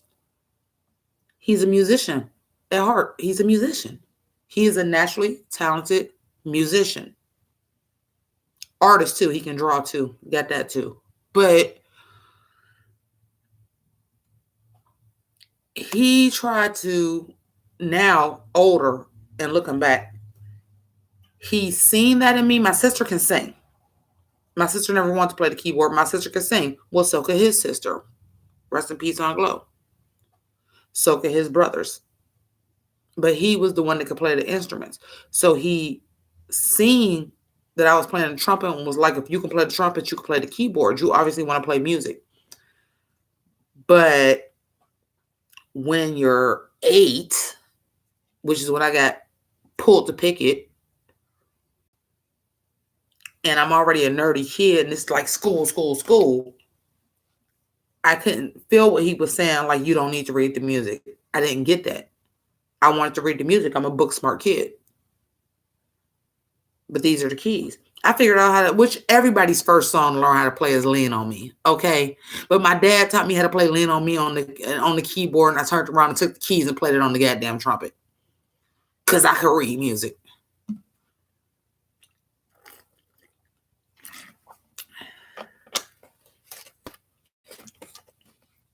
Spoiler alert, y'all ever know the song by Dua Lipa, I Don't Give a Fuck? Do you ever notice the name of the song is not I Don't Give a Fuck? The name of the song is IDAGF. It's because outside of the I, those notes are used in the goddamn song.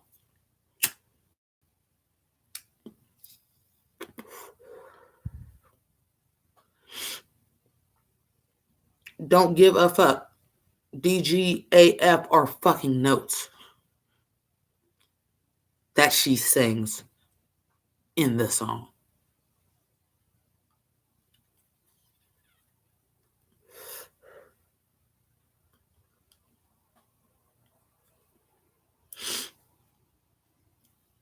I was surrounded by natural fucking musicians, and I didn't think that I was one. Until I started fucking stringing words together over beats and occasionally singing on hooks. Never sounding as good as my sister because my sister could sing, but my sister was also shy. Now she sings in church and stuff like that. My sister has a beautiful voice. Like, I don't say this lightly because I know like that's a normal thing that people say all the time. My sister sounds like an angel. My sister has this beautiful voice, and she was already in the church, but since she's had this stroke, like she's on the praise. Like, my sister sounds like an angel, and I can pick her voice out of anybody because she don't sound like everybody else. My uncle's voice is messed up. He got COPD. He had a triple bypass. He got kidney disease. He don't sound like anybody else. My Aunt Glow, forget about it.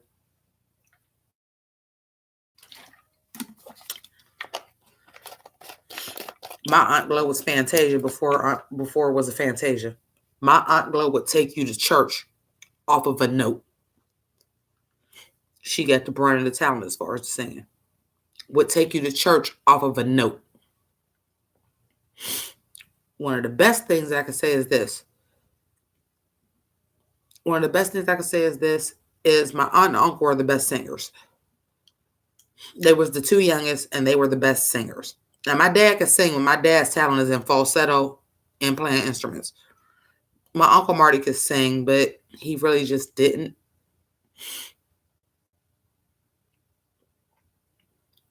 The one thing I could say when my aunt passed is because I went over there when my aunt first came, over on the Sharon line. None of y'all know what that is, but when I tell y'all, like, everybody think Ohio is country, that's where it's country at in Youngstown. It's country as fuck on the Sharon line. And my aunt was there, and I was just like, I just would like that. I went and had some wine, box of wine with my aunt, because I was excited she was here. And I was like, no, I'm coming over, because my sister had went to go see her when she lived other places. I never did, because I'm scared to fly. And I was just like, I just want to hear y'all sing again together, because the last time I heard them sing again, I was 6. The last time I heard my aunt and uncle sing together, which, of course, because they're the two youngest, they sang together all the time. My dad is 10 years older than my uncle, 6 years older than my aunt. And you know what it is when you're a teenager and then you married at 20. My mom was 18. My dad was 20 when they got married. So the last time I heard y'all sing together, I was like 6, because then my aunt moved. And then eventually my uncle moved down there too. And then he came back.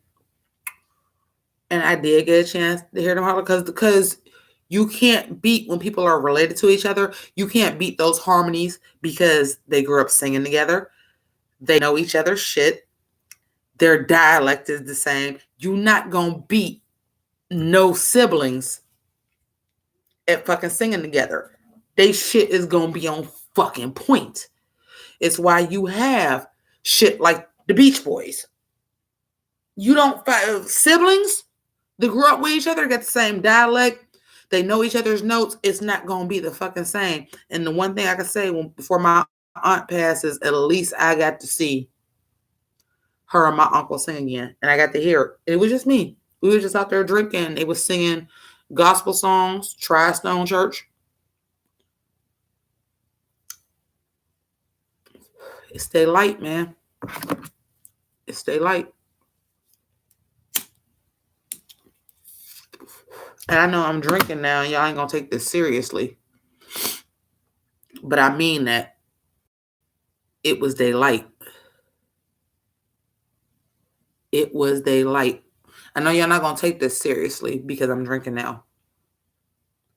But you have to know that all of us have a gift.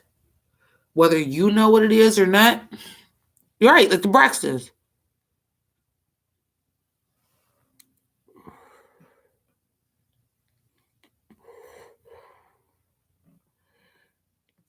You know what, Sierra? Get this motherfucker. Get him the fuck out of here. Everybody has a talent. And that was the point I was getting to with this story, that I'm like, I grew up with this like super musical family, and I didn't think I fit, because on my mom's side of the family, those were the sports people. My mom's side of the family was the sports people. None of them like singing shit like that. But on this side of the family, where we were actually closer, was the musical side of the family. And I didn't feel like I fit. But I did. Because once I got older, I understood I can read this music, and now I know what's going on. But that was their light. And that was definitely my aunt's life. That was definitely my aunt's light. It's definitely my sister's light too. She got that. It was my sister's light. It's my sister's light too. They just have these voices. And you know, I would tell y'all, like, do it all the time. My aunt's voice was so unique, so was my sister's. If they wanted to pursue what I was trying to pursue, rapping, both of them would have made it. They don't sound like nobody else. My sister got it. I didn't. My dad can sing. So can my uncle. Not like my aunt did, though. My aunt was the one, and so was my sister. But they didn't pursue that. They sang in honor of the Lord, and they sang in honor of they just love to sing, and that was it. Because if either one of them in their time wanted to go in, now my aunt was a lesbian, so that might have been a little bit harder, but they had them kind of voices. And my aunt did, my sister still does. It's a little deeper now because she had stroke, but it's still there. They had those type of voices. They were these unique voices. There was like American Idol, and they would have went on that shit, or Star Search, or any of that shit. I'm gonna ask my dad. I get a recording of my sister. I'm gonna see if I can get one of my Aunt Glow. Y'all just don't even, when I'm saying this, I'm not trying to big them up because they my people. They have these voices that if they wanted to fucking do that, I've been trying to get my sister on a fucking rap track for years. Because they have these voices, like, you know, like Selena Johnson, like that, baby, if you're ready, I can give you what you like. Don't nobody else sound like her? My aunt and my sister has these voices. Nobody sounds like them. But they can sing, man. And growing up in that was hard for me to be like, okay, well, so I'm just smart. Because I was a smart one. I'm just like, so I'm just smart and I don't get none of the artistic shit. It was hard. And I'm not exaggerating when I say that. They have the type of voices. They don't sound like nobody else. I can hear a little bit of my aunt and my sister, but they don't even sound alike. But I hear it. Like, I hear like their runs. I hear like their vibrato, and it is some similarities there. They just got these voices that don't sound like nobody else, man. My mother even said that back when Star Search was a thing, and said, if Tracy, my sister, I call her Q, my sister, if Tracy had Mika's goal, I'm Mika. If Tracy had Mika's goal, she'd be a star on Star Search.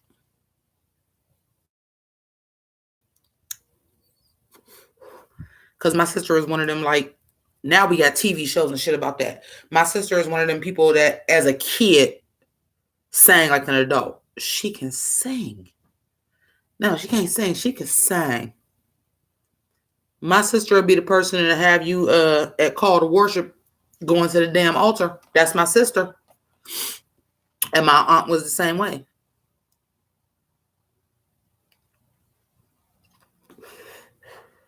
They just had these really unique voices, but it hit you in your soul.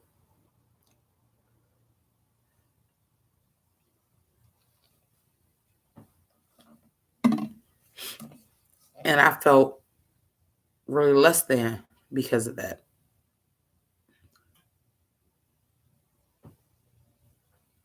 Until I realized what my gifts were.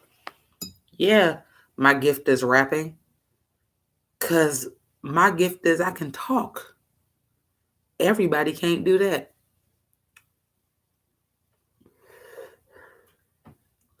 Some people will say I was a failure because I only got 5,000 something subscribers. But I got 5,000 something subscribers, people that don't even fucking know me. My family ain't subscribed to my YouTube channel. No one in my family watches my YouTube channel. I got a couple that said, we watched a couple of your videos. They ain't subscribed. They don't watch faithfully. These are all people I don't know.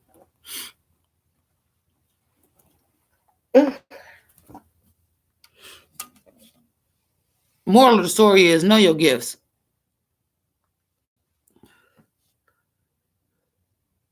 Listen, know your gifts and stick with it. You said nobody as distinctive as the old school divas? Well, my sister will be 50 in April. And my auntie is no longer here. Yeah, because they did. And my sister still got that old school voice. Like, they got them take you to church voices. The closest person I can equate my auntie with is Dave Hollister, who is not even a female. Because ain't no female that got that gruff and grind to their voice. Not to me. Yeah, you got your greats. You got your greats. Now, come on now. I'm not trying to say my auntie was Aretha Franklin. I'm not trying to say my auntie was Gladys Knight or Patti LaBelle. I'm not saying all that. Or Mahalia Jackson. What I'm saying is that she ain't sound like none of them. But she would take you to church in a note like they would. It's just not what they seeked.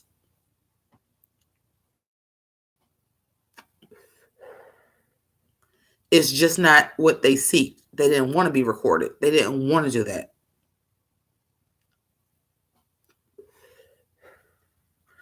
My auntie was always in very, very small churches, even though we have bigger churches here.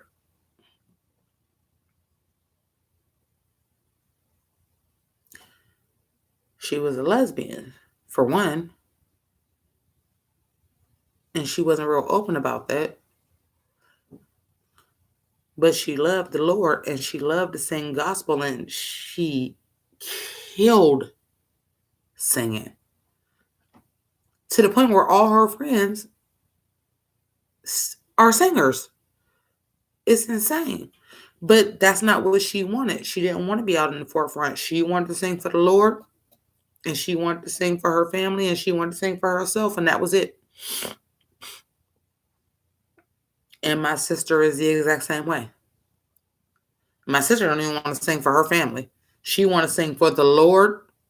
And when she was pregnant, she sang every day to her baby. She sang every day to my niece in the womb. She sang to her every day in the womb. I remember this like it happened yesterday. Every day. I'd be like, you always singing. She like, I'm singing to my baby. From the moment she found out she was pregnant till she had that baby. And even after she had that baby, sang her lullabies. She sang to that baby. When she found out she was pregnant, she sang to the baby. She won't even sing for me. I'd be like, sing this song, Tracy. She won't even do it for me.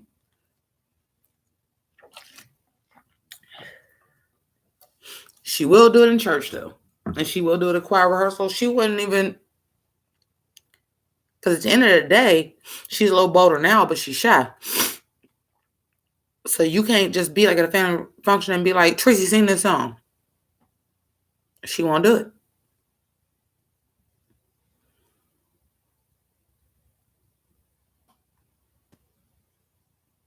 Yeah, that's what's missing in the singing. Like, that is what's missing in the singing. You right. Isaiah too. You right. Like, and my sister go, like, when I tell you, I don't go to church all the time. But I go to church and my sister sings on the praise team and she sings on the choir and she leads stuff. That's her element. She like, this is the gift that I was given. And, you know, everybody don't got the same religious beliefs. But she's like, this is the gift that I was given. I was spared because I could have died from this stroke. And this is my gift. And I'm giving it back to the Lord. Which she was not very far off from that ever anyway. And I can ask my sister, well, what song is this? This and this and this and this. And she'll sing it to me. And I'll say, well, what song was this?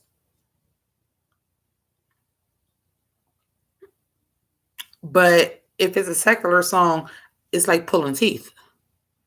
To say, well, what song is this? Well, what song is this?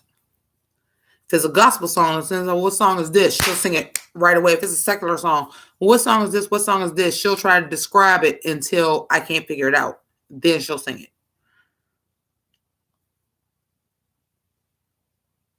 No, my sister's name is not Tracy. I call my sister Tracy.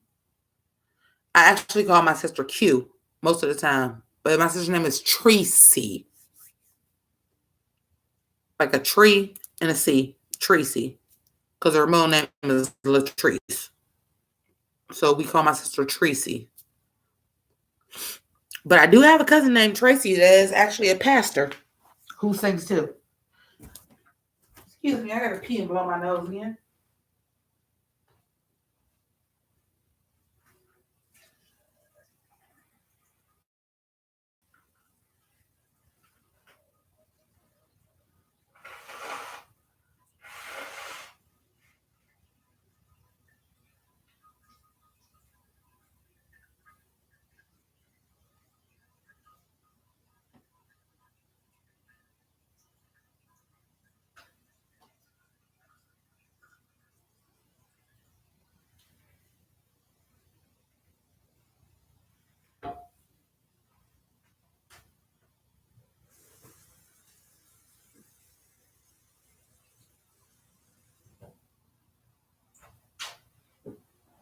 Whew. That Corona hand wash and that I've been in the house all day hand wash is two different things.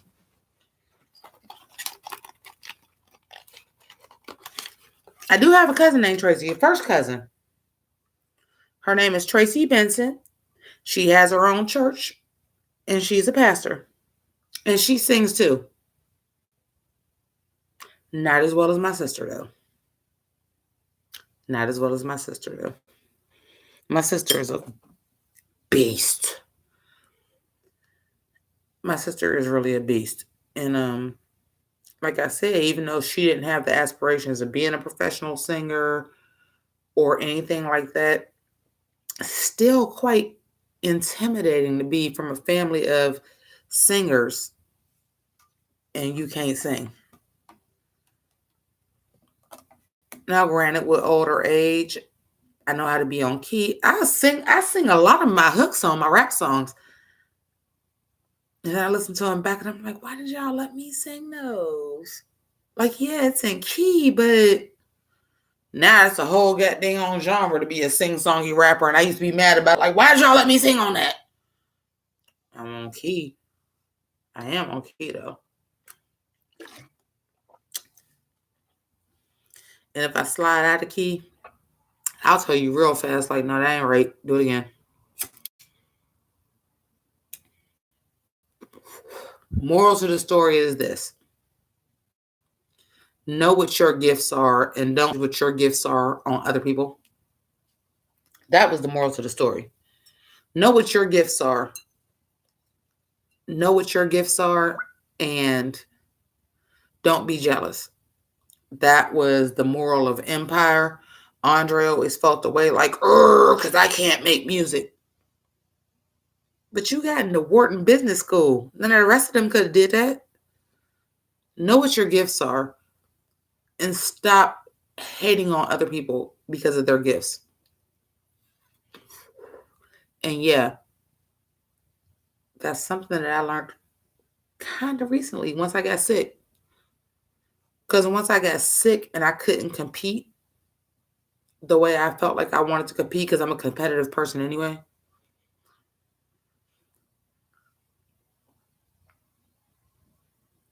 You shouldn't be competing with nobody but yourself.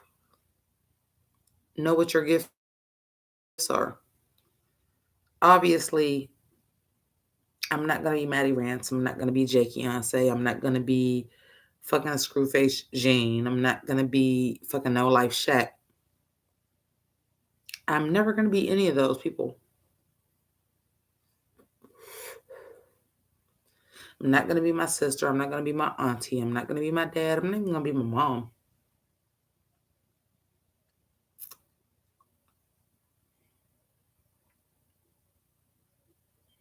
Everybody's gifts are different. And my gift is, as random as it is talking to people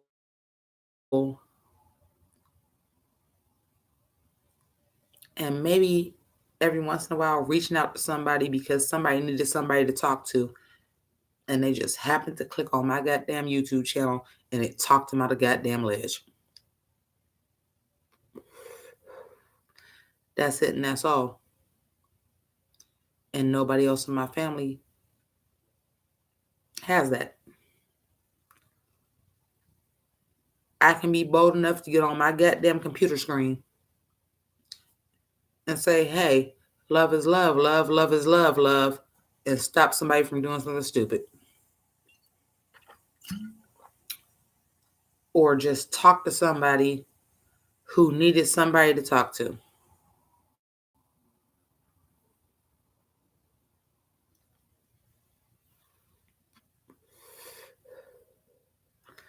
That's it, and that's all, and that's my God-given gift. I am a jack of many trades and a master of none, except for my gift of gab. And sometimes I know somebody just needs to hear me fucking talk, because there's been times that I just needed to hear somebody else on YouTube just talk. Saved my life a couple times. Just because I happened to click on the right fucking video at the right time. Otherwise, I might not be here.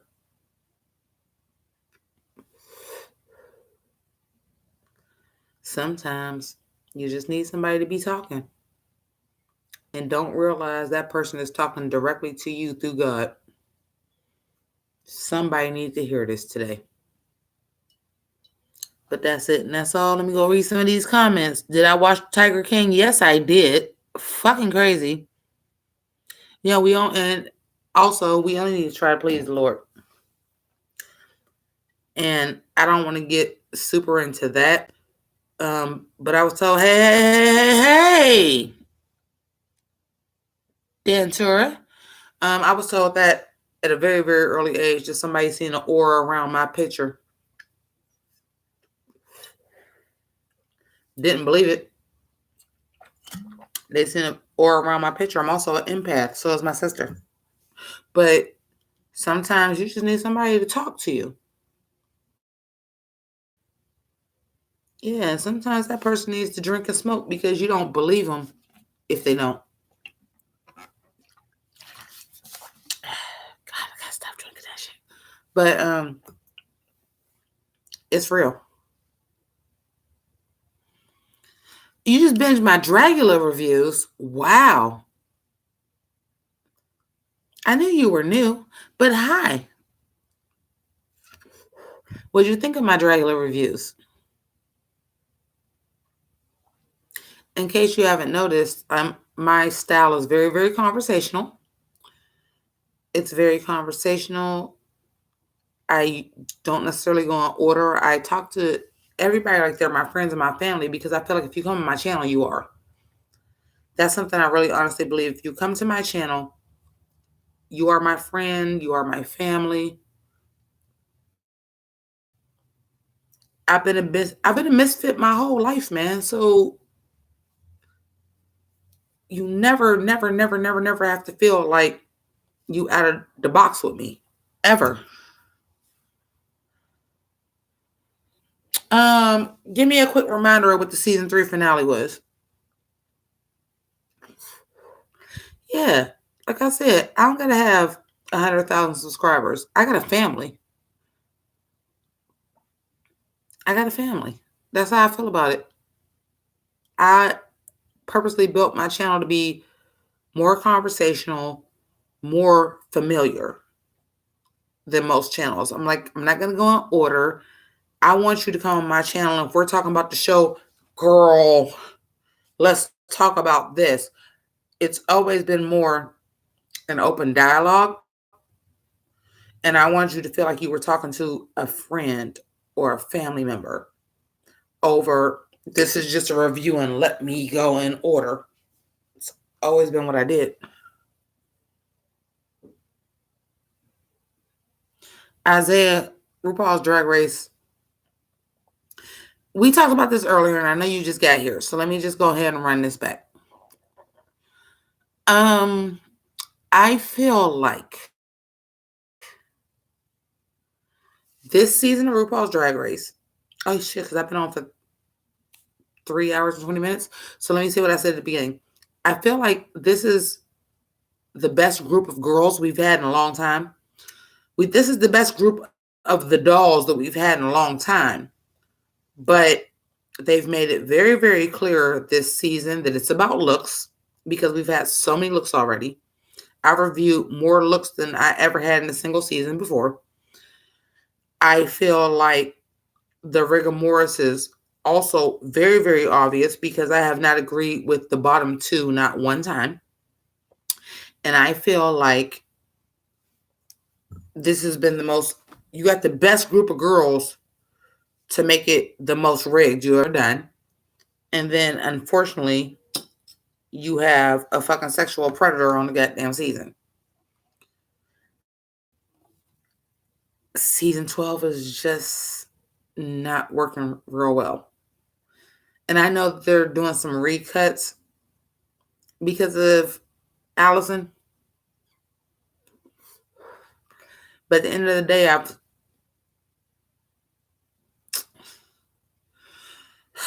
how do I put this? I'll say this because I know some of you guys, this might be why All Stars Season 5 is going to be on Showtime. I feel like they knew this might happen. Once the season was shot, of course. I think they knew this might happen. Yeah, the editing is off, but I'm still watching things. I'm just like, okay, yeah, maybe the editing is off, but I have not agreed with who should have been in the bottom two, not one episode. And I hate to say that I'm an expert, but doing 10,000 hours of anything will make you an expert. And this is the 16th season of RuPaul's Drag Race. Let me break that down for you. Doing 10,000 hours of anything will make you an expert. This is the 16th season of RuPaul's Drag Race because I'm counting all 4 All-Stars.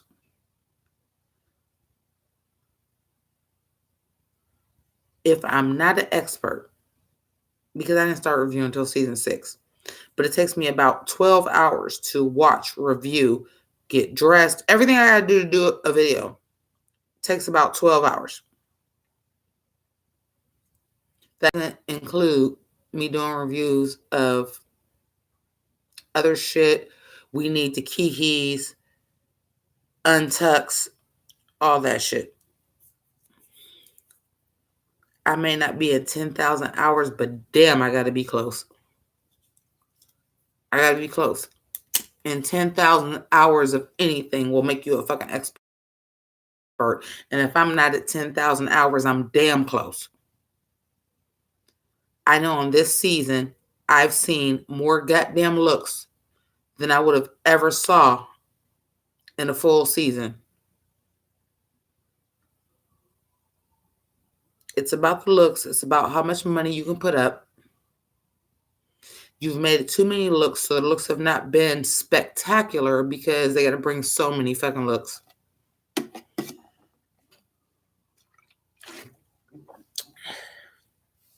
And the rigor mortis has been fucking obvious. I don't have to be a fucking spoiler channel. I'm the human RuPaul's Drag Race wiki. I don't have to have spoilers. I'm the human wiki. I've been doing it forever. I was there day one, season 1, episode 1. I've never missed an episode more than 24 fucking hours. And that's because I had to work. I've never missed an episode. If I missed the episode, I've watched it within 24 hours. Since season 1.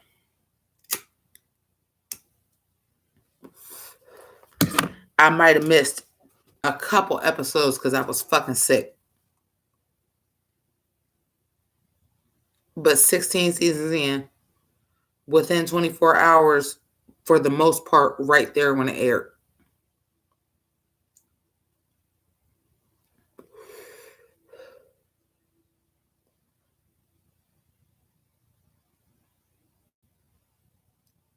We've seen more looks already. Last week, we've seen more looks than we've usually see in a season. It's become about the looks. They've had to bring so many goddamn looks. It was already fucked up before Allison. Now it's really fucked up.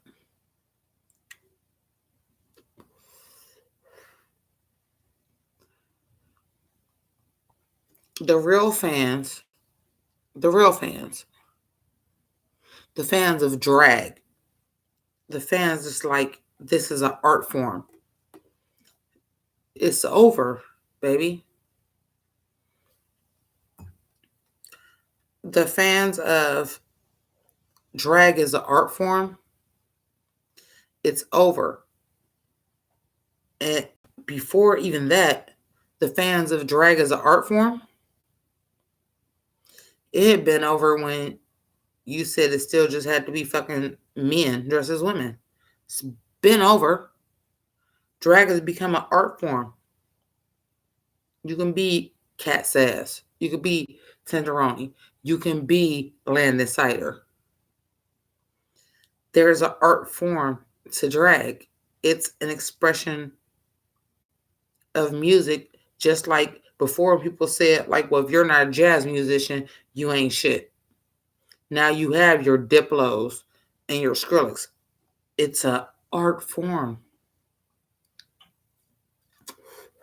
If you bring your ass on stage and perform, that's art.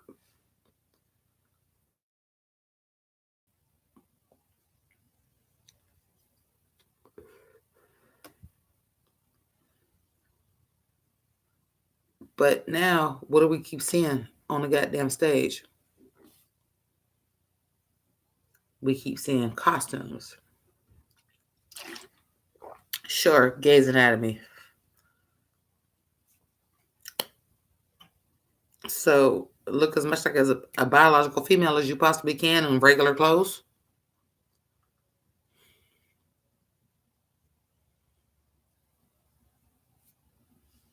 Shouts to Jasmine Masters. RuPaul's Drag Race and fucked up drag.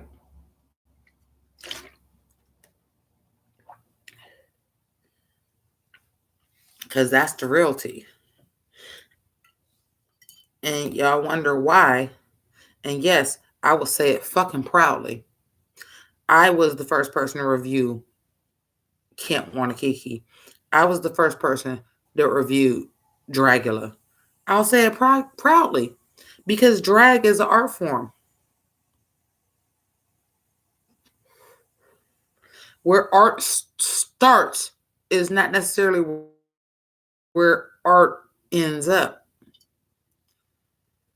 So you gonna tell me Leonardo da Vinci is art, but Andy Warhol ain't? Let me say that again. So Leonardo da Vinci was art, but Andy Warhol ain't?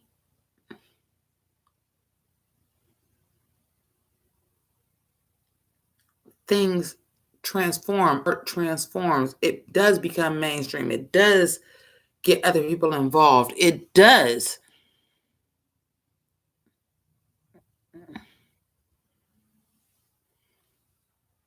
It does.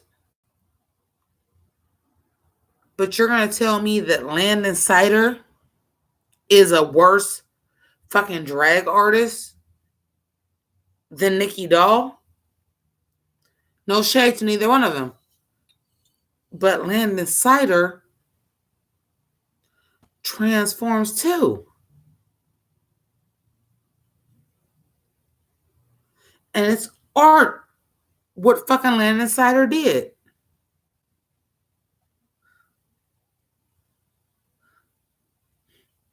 But the biggest platform we have for drag says, like, no, it has to be male to female.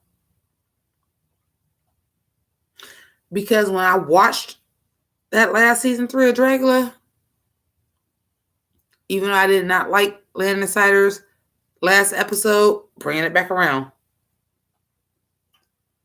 I did watch what Land Insider did on the show, and that was just as much as a transformation from female to male as any of these men did to a female.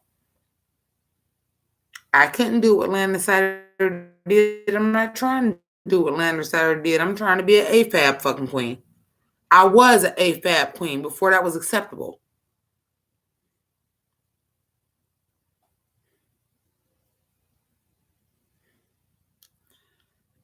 But is Drag Race being the leader and not doing that?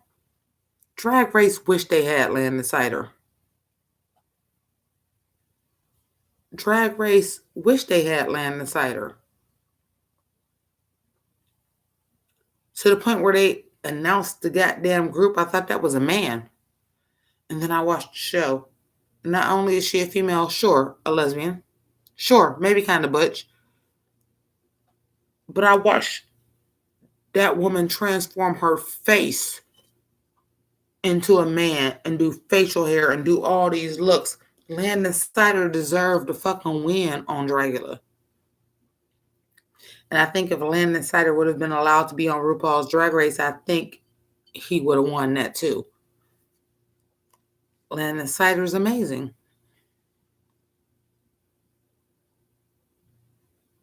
Yeah.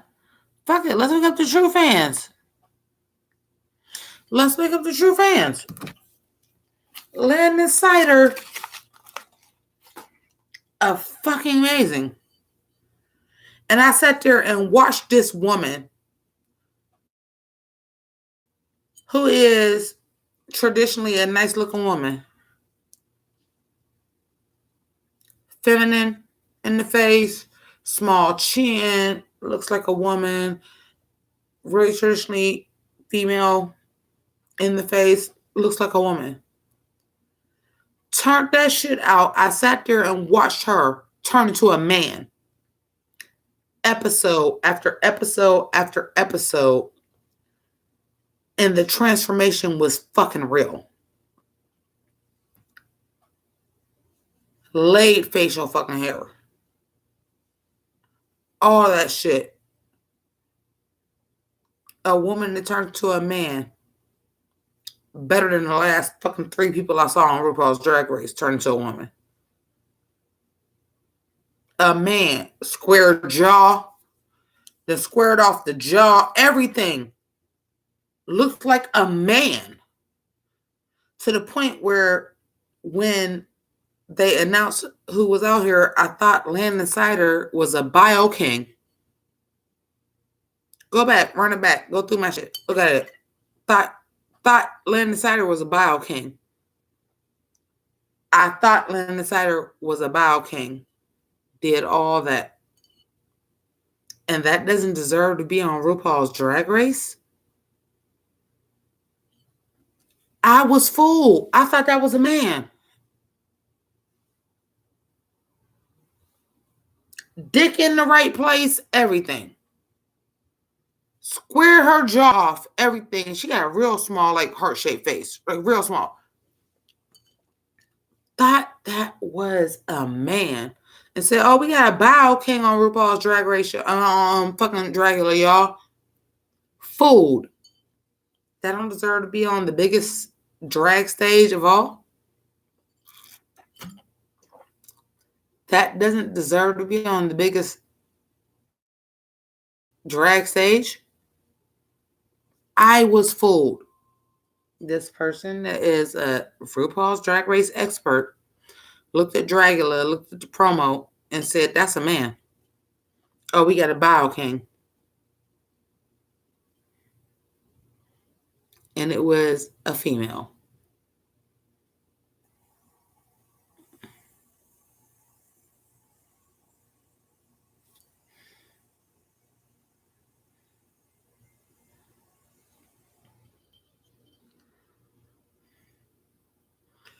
RuPaul's Drag Race, I will say it again, the 16th season, 12 regular seasons, for All-Stars. You don't want to be in that forefront like that. You don't want to do a king because it's not as much of a transformation. No, it's been proven it's that much of a transformation. It's been proven. So where's your point?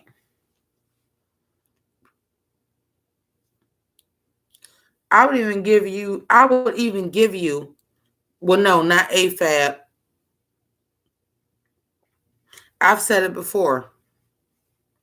So Trinity and Detox can have all these goddamn plastic surgeries to have ass and hips and all that shit, because if you got titties, that's too far though. But you let motherfuckers walk the runway with boy body. You let motherfuckers rock the runway with boy body. You let motherfuckers rock the runway with silicone in their hips and their ass to look more feminine. But if you got breast implants, that's wrong. But I can let you win and never pad Aquaria.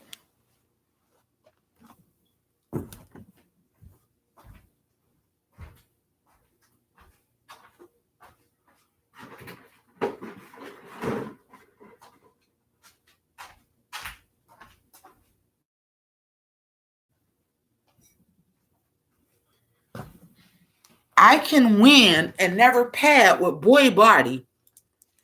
But because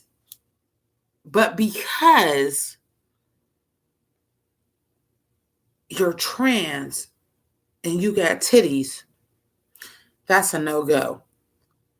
But I can let a queen win with no padding. I can let queens win with plastic surgery to make their asses and their hips fatter. But titties is the fucking line?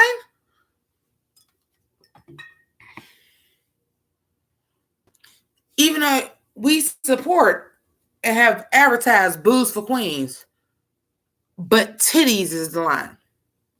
Oh, you've had fucking surgery to have titties and to make your face look more feminine, but motherfuckers that ain't get their dick cut off or get titties can get plastic surgery, get more feminine in the face and more feminine in the hips and the ass. But if you went so far to be more feminine to get hormones and titties, well, that's too much then.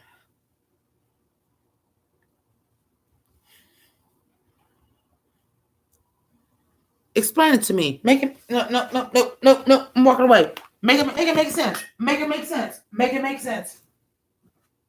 Make it make sense.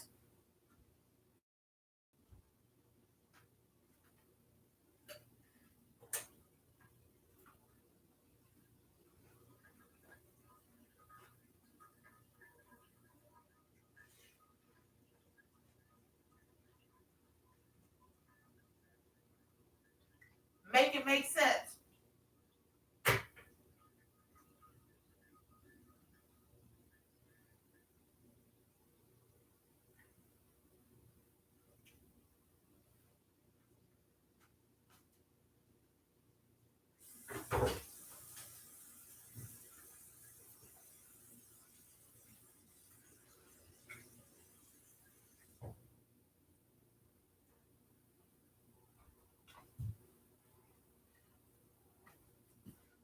Make it make sense, folks. Make it make sense. I didn't get my cigarettes. Make it make sense.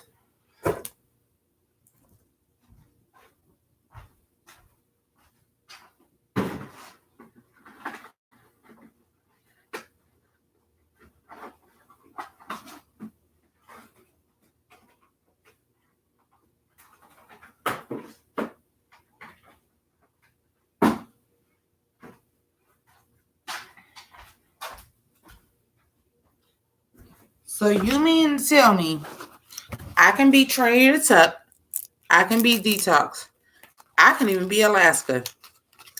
I can get shit pumped into my face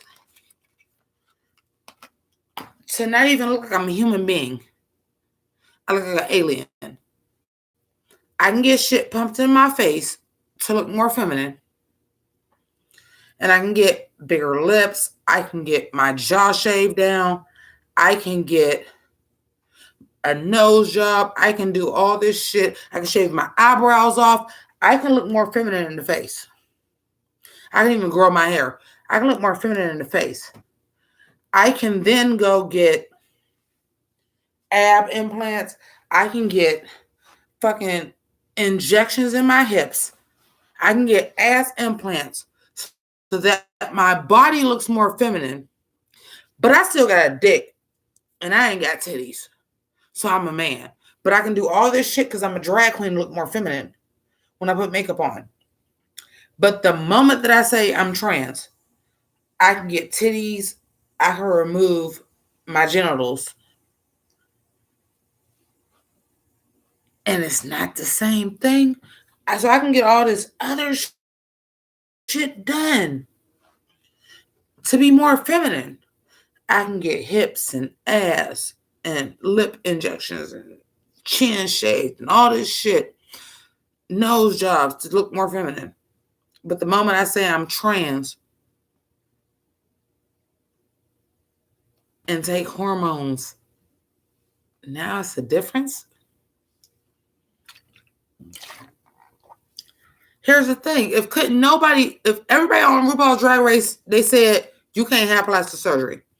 You cannot have plastic surgery and you have to identify as a man. And no plastic surgery.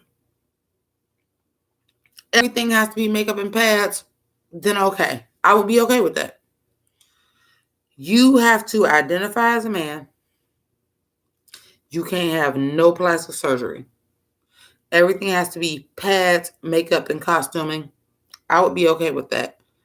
But you don't get to have somebody that identifies with a man that has all these surgeries to make them look more feminine because they're drag queens. But the person that has all that surgery because they feel like they're a female to make them look more feminine, and now that's against the rules. That's my problem. Right, Isaiah, it's the exact same transformation. Oh, because I might be in a drag queen, so let me get a fatter ass and give more hips and get a rib taken in and get plastic surgery to make my face look smaller and make my nose look smaller and build my lips up more and shave my eyebrows off so I look more feminine.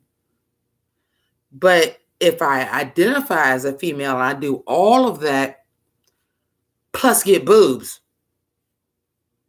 even though I've let people walk the runway with no padding at all, like a fucking boy. No. I know it's the exact same thing. Which is why when they did the padded runway, I said, no, I'm a motherfucking female. I'm not wearing nothing for the padded fucking freeway. Even on my little channel. Padded for the gods. Curves and swerves. I was born with my motherfucking padding. And why does that make a difference? Because it's a fat queen whose chest ain't toned that got titties. But because I buy mine, it's different. But somebody can have my titties and be fatter and buy extra ass, and that's okay. No. But if y'all selling I'm buying, please give me some more ass. I gotta try to find a fucking husband. I don't want to be alone for the rest of my life. But that's my problem with RuPaul's Drag Race. And then I'm gonna wrap this fucking shit up. That's my problem with RuPaul's Drag Race. If you want it, it is your option. It is your option. And if you want it to be, no, this is the old school definition of drag, male to female, you are making the full transition from what you look like to a female. No lifts, RuPaul. No lifts, no tucks, RuPaul. no lifts, no tucks. It's all padding and makeup, and that's what the competition is, then I'm okay with that. You cannot allow people who have had nip tucks, got fatter asses, got fatter hips, increase their lips, reduce their noses, shave their fucking chins down to look more fucking feminine, and then say, oh, but I'm sorry, you did all that shit because you're trans? Or you did none of that shit because you're trans? But you reassign your genitals, or you got a breast implant? But everybody else can have all these surgeries that be more feminine, but because they still consider themselves a man and still have a dick, it's okay? No, it's the same. Because, yeah, somebody can be trans and not have any of those surgeries. And it's the same thing. So I could be a man, but still get all these surgeries, look more feminine, and get a fatter ass and bigger hips and all this. But because I don't consider myself to be trans, but get all the surgeries that the trans person would get, or this person didn't even get the surgeries, but got breast augmentation. But that's okay, though. Because they can still consider themselves a man.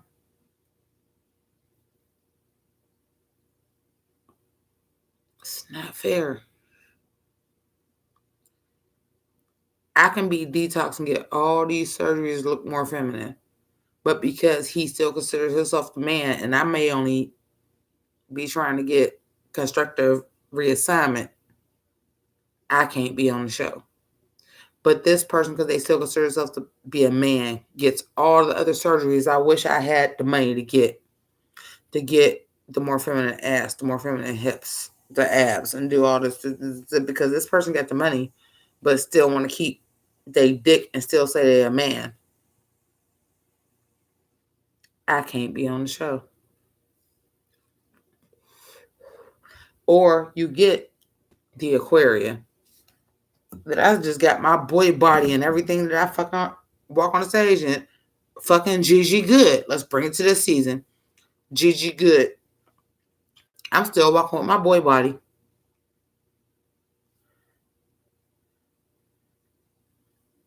This bitch ain't had on titties yet. And that's okay, but it's some kind of disadvantage because this trans person got breast augmentation. Fuck your face. Live on, Dragula and Camp Wanakiki. And the RuPaul's Drag Race season 1 that I'm on. Because I'm about to be on this online reality show, this RuPaul's Drag Race, that when I applied for it, made sure to say it's open to everybody. And this 41-year-old cisgender female made the show.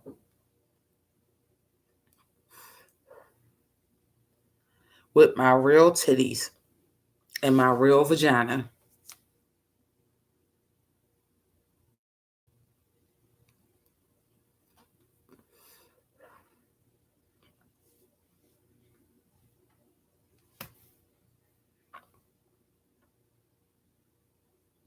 Because even the people that did an org of RuPaul's Drag Race understood that it was for everybody.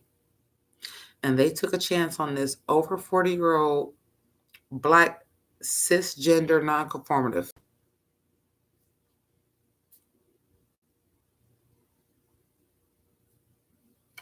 Let's not get too complicated, but at the end of the day, cisgender with big ass titties and no dick, and still got cast for the RuPaul's Drag Race online board game that they made a statement big enough that was bigger than the real RuPaul's Drag Race.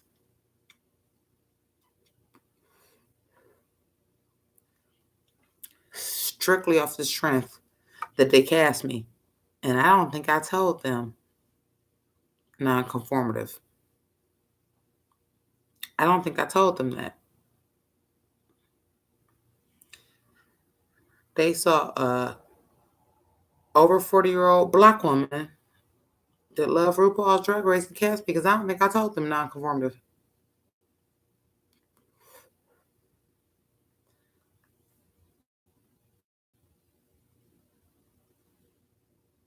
I got cast on their first season though.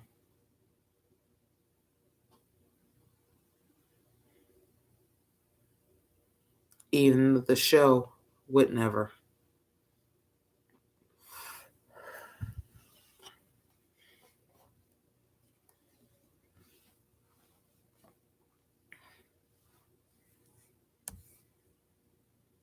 Keep it crazy. This is